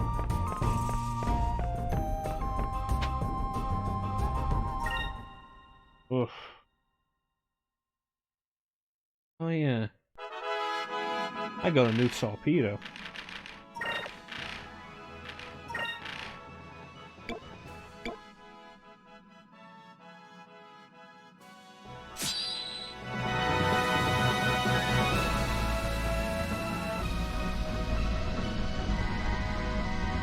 I want to be heading north.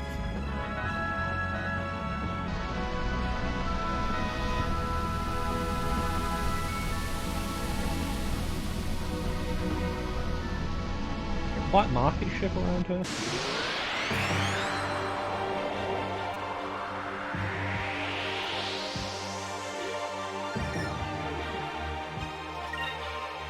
All green.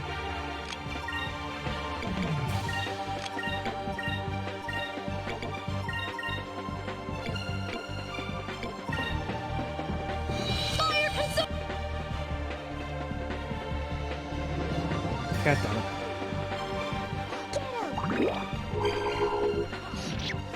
Nice. Yeah, death in the first Castlevania was always like...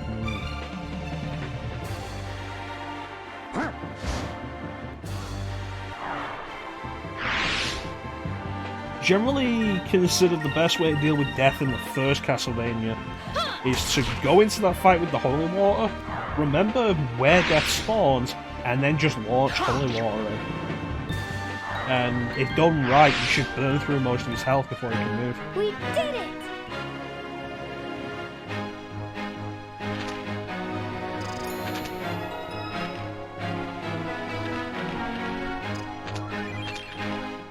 Oh, sweet, another moonberry.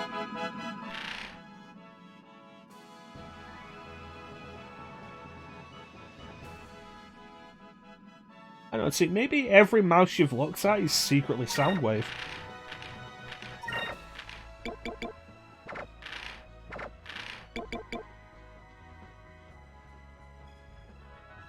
Debuffs, nice.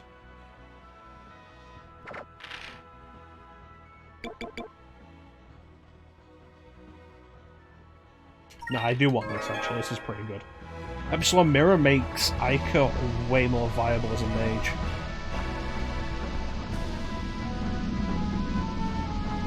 Going on the black market.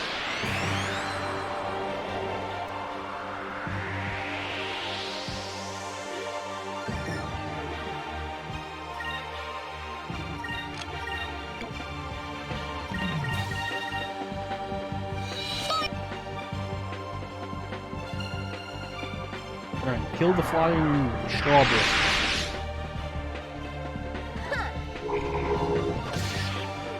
Nice.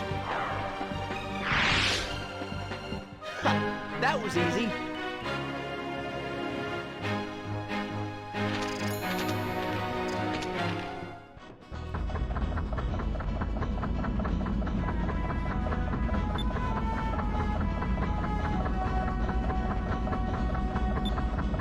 Cool.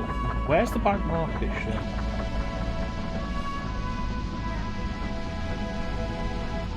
Yeah, you are.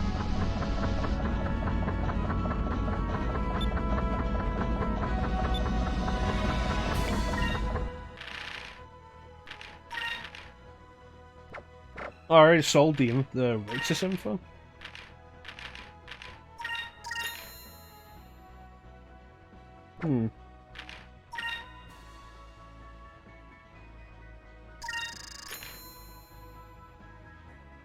Interesting.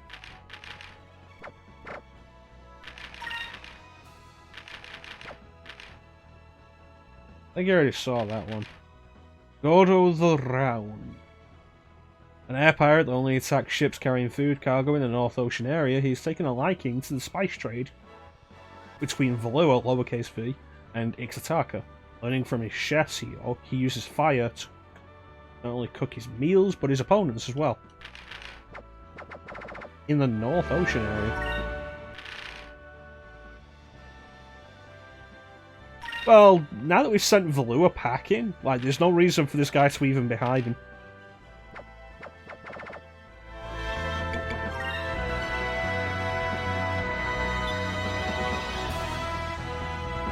Well, that suggests that the Valuans were some of his main customers.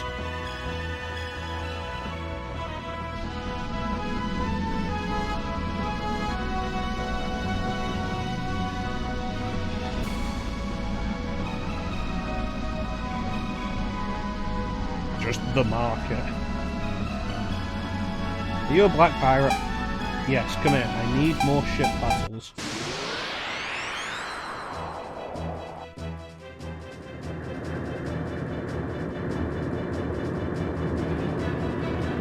Like spellbinders.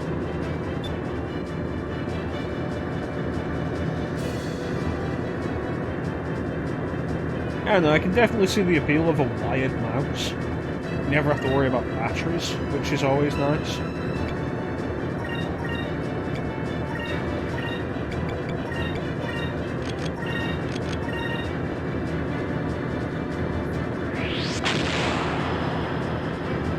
Part of the reason why I like wired controllers. I don't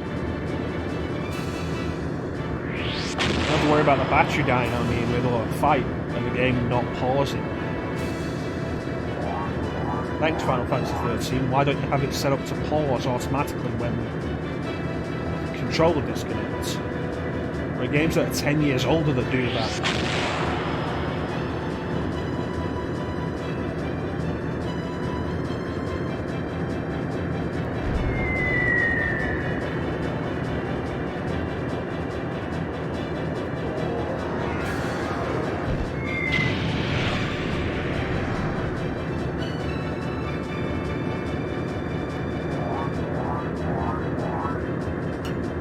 I'd agree with you on that, Ninja, if it weren't for two things.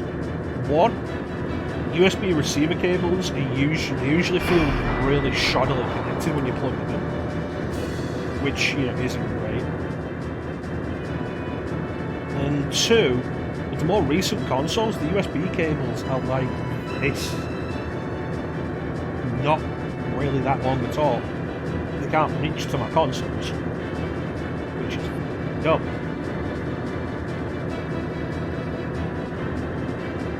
Yeah. Definitely appreciate a wired.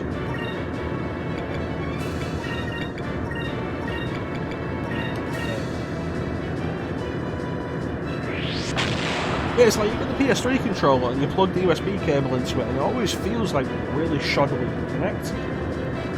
Because it's not like a proper mouse with a dedicated hardwired connection. It just feels like, yeah, it's wiggling all over the place. I don't like that in the wires.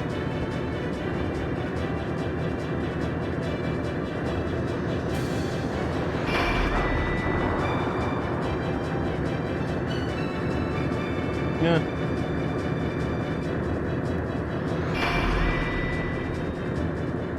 He's a serious man playing some serious Overwatch. He needs that extra 10 millisecond response. Response time. Ninja, everybody's desk is at the center of the blackboard. Motherfucker.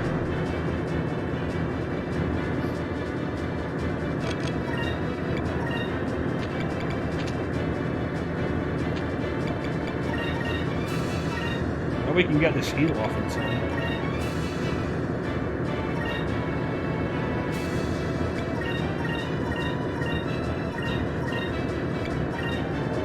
There we go.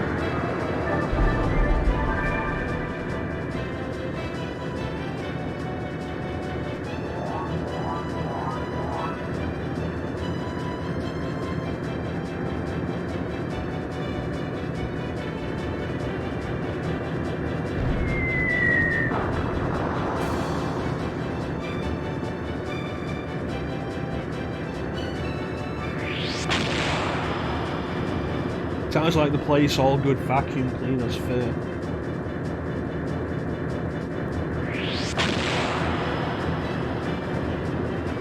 But mummy vacuum cleaners use the underside of teeth desk as a horror story for baby vacuum cleaners. You don't be good and do all your schoolwork, you'll grow up to have to clean underneath Teeth's desk.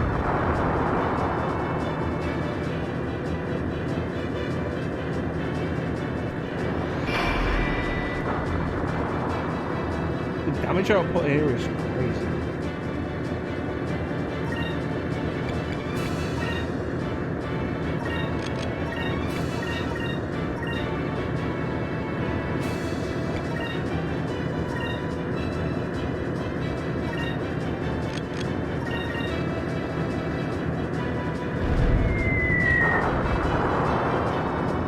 There we go, jeez. I forget how many ship battles we've had. That'll be something to wrap up later. Apparently hitting Vice the Legend requires a specific... requires you to have done a bunch of non-mandatory ship battles.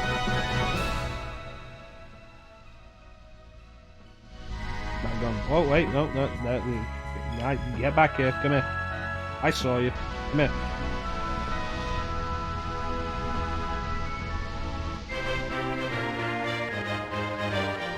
The Tricyclone. I don't get why they don't just call it the Triclone.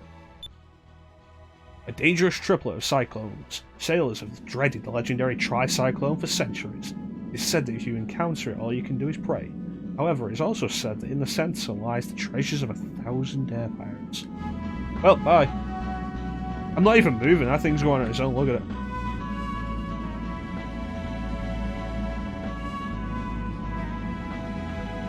You know, I appreciate that it faded away instead of just popping out of existence.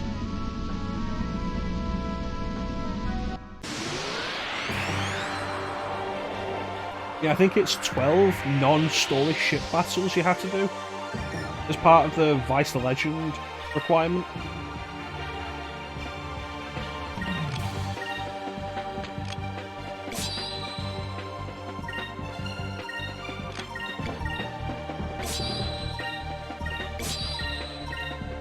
Yeah. Over there. Maybe it was, nobody will get close enough to verify it.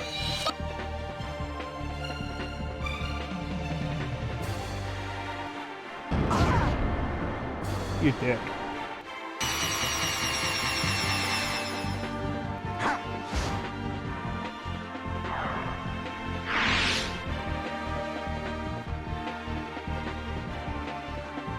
I think the spinning was a big part of it. Like the way it was spinning round.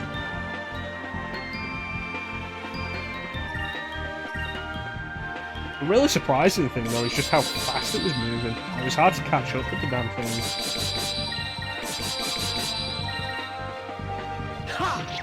Honestly, Ninja, there are weirder discoveries.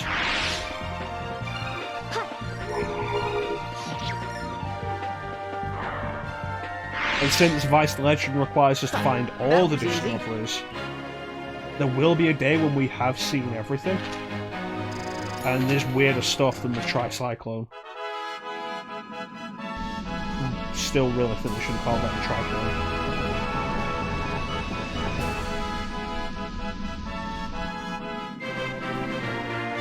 You found the giant throne. An enormous rock formation that looks like a rocking chair. Ball marks on its surface have given rise to many stories. Some speak of a giant green creature that once perched here, or of a hairy beast that was lulled to sleep by the rocking motion. Is it actually rocking? No. The concept's pretty neat. Well, rock throne. In the middle of nowhere. The bloodlust. You know, as somebody who has trouble naming vehicles in games like that, like, how do you make a ship? How do you get yourself a ship? Name it something like that and not think, is this a little much?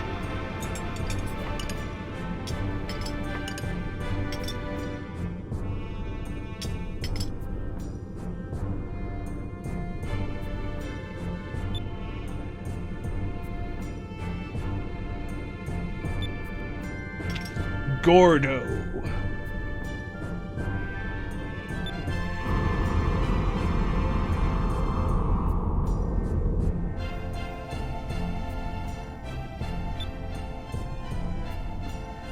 Vice, there's a ship heading right for us and look like black pirates, and Vice is just like,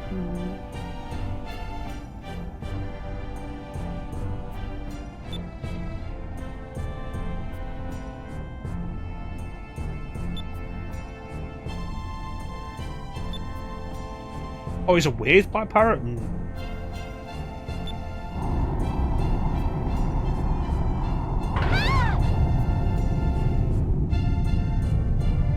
Well, yeah, that's his entire MO. We saw his listing on the wanted list. He's all about stealing other people's foods and finding new foods. Oh, sweet, the quote timer works. I finally got that set up again today. I looked into how to get the bot to just spit out quotes itself, and it works. Nice, I'm glad that's good. Been trying for ages to get that to work.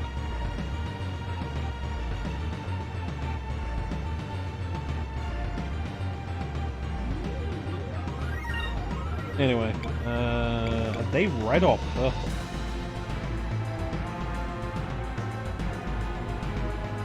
I think they're purple.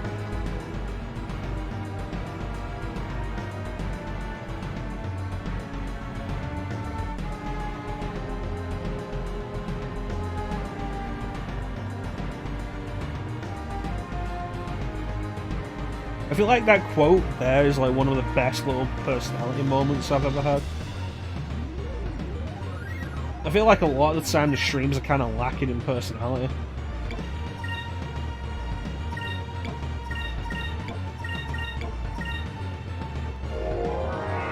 Uh-oh. You fool, we said no fire. Burn the cargo.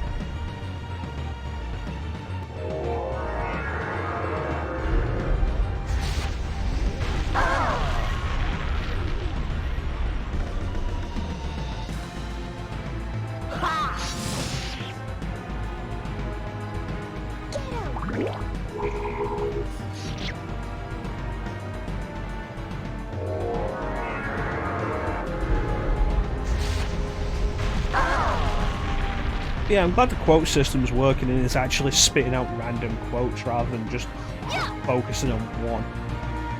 That's nice. So here's something that I think Chanson noticed during his stream when he was doing this. The chefs. Like, the chefs are pretty gangly and their outfits are purple with the yellow apron. And then Gordo over there is pretty fat, and his outfit is yellow, and he's got like a purple collar. And it's basically Wario and Waluigi.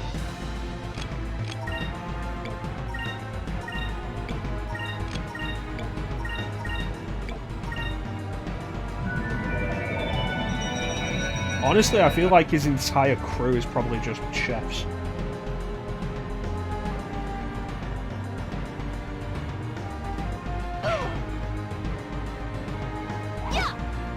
Like if this were an anime, this would be the quirky, non-serious episode that breaks up the two serious arcs. Oh, like a mini fun arc. Well, I mean, we are.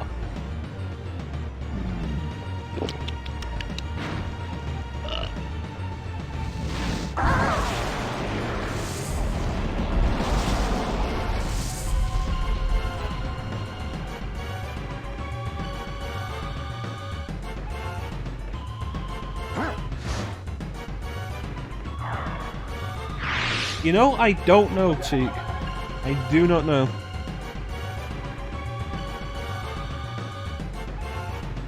Like I say, Ninja, I think, like, if this were an anime, this would be the weird little quirky fun mini arc that takes place between the seriousness of Ixa'taka and the seriousness of getting to Valua. Especially with what follows this later.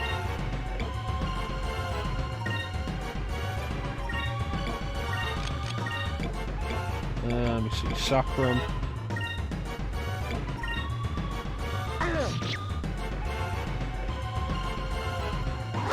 Not necessarily non-canon, because we do go back to this later. Let's try this. Like, not a filler arc, but something that's just like less serious, more lighthearted.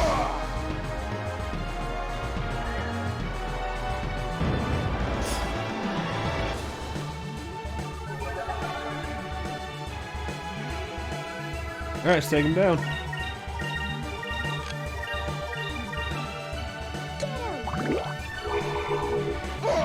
Let me check if Gordo was in Dreamcast version.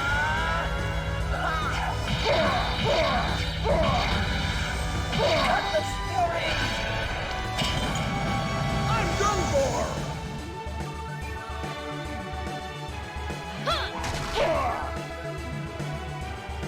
It looks like he was.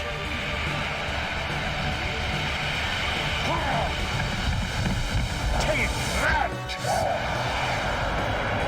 There's nothing that says he's specifically I'm done for! in Legends. That was easy.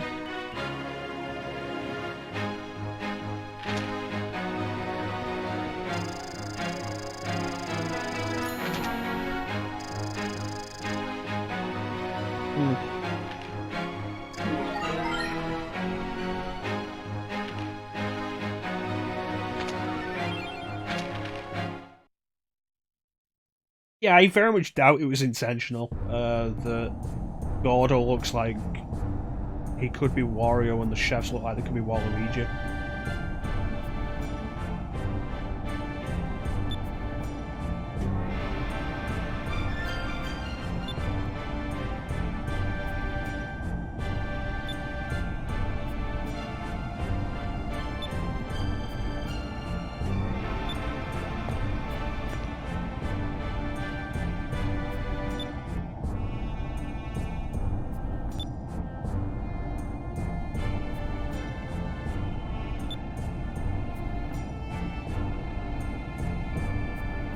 Yeah, this is actually a fair point as well.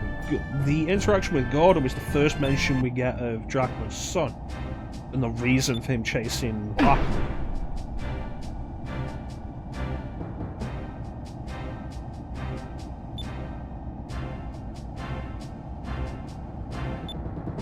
Which it feels like is part of the catalyst for Drachma's character development coming up.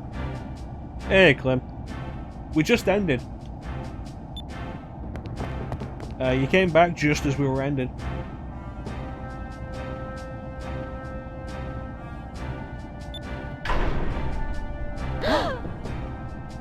Not giving up. You talking about me or the characters? Because I definitely didn't say anything about not giving up.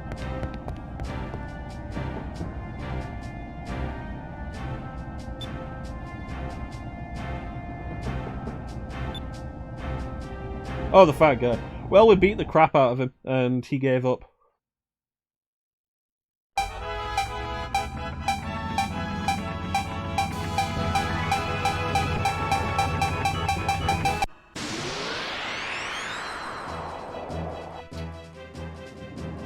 Oh, are you Drachma? Arr! Well, bye.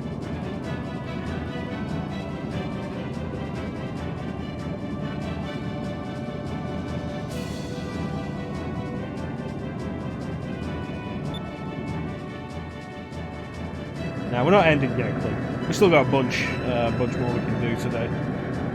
I feel like we might end at the Cat's Island based on the current time. Guess we'll see.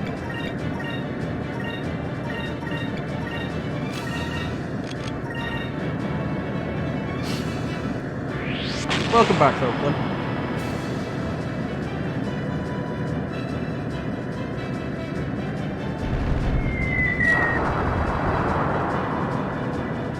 Yeah, I don't want to do the Cat's Island today.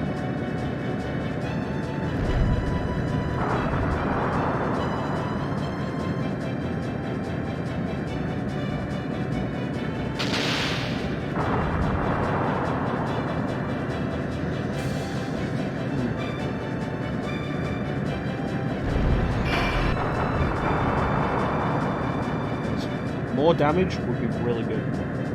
Way more damage.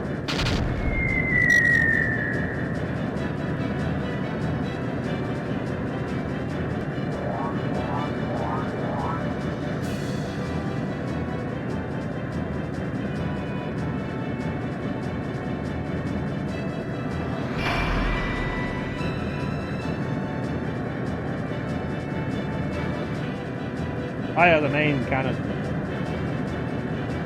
Hoist the mainsail. Stab him in the face.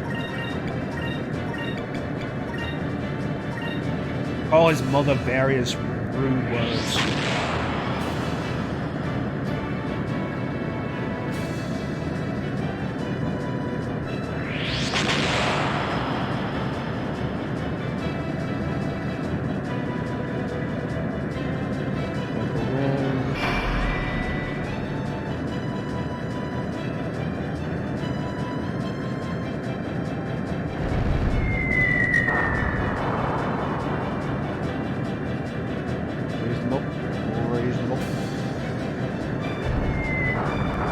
Good damage like that.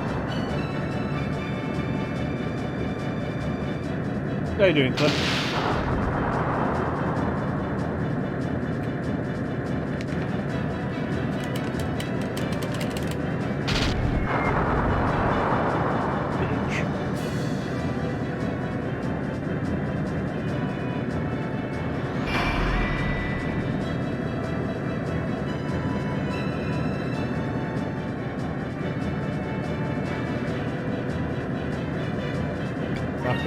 Fuck him up. Quite aggressively and stick your finger in the eye socket. Shove it in there. Rue the day.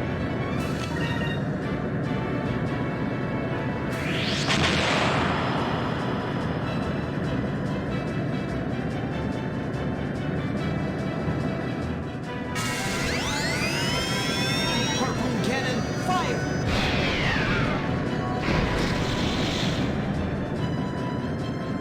Nice.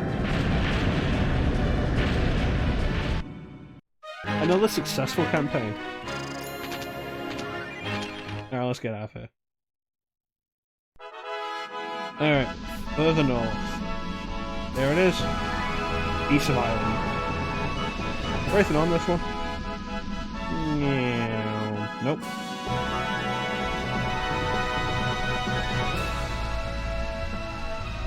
What about this one? Welcome to the back of the lure.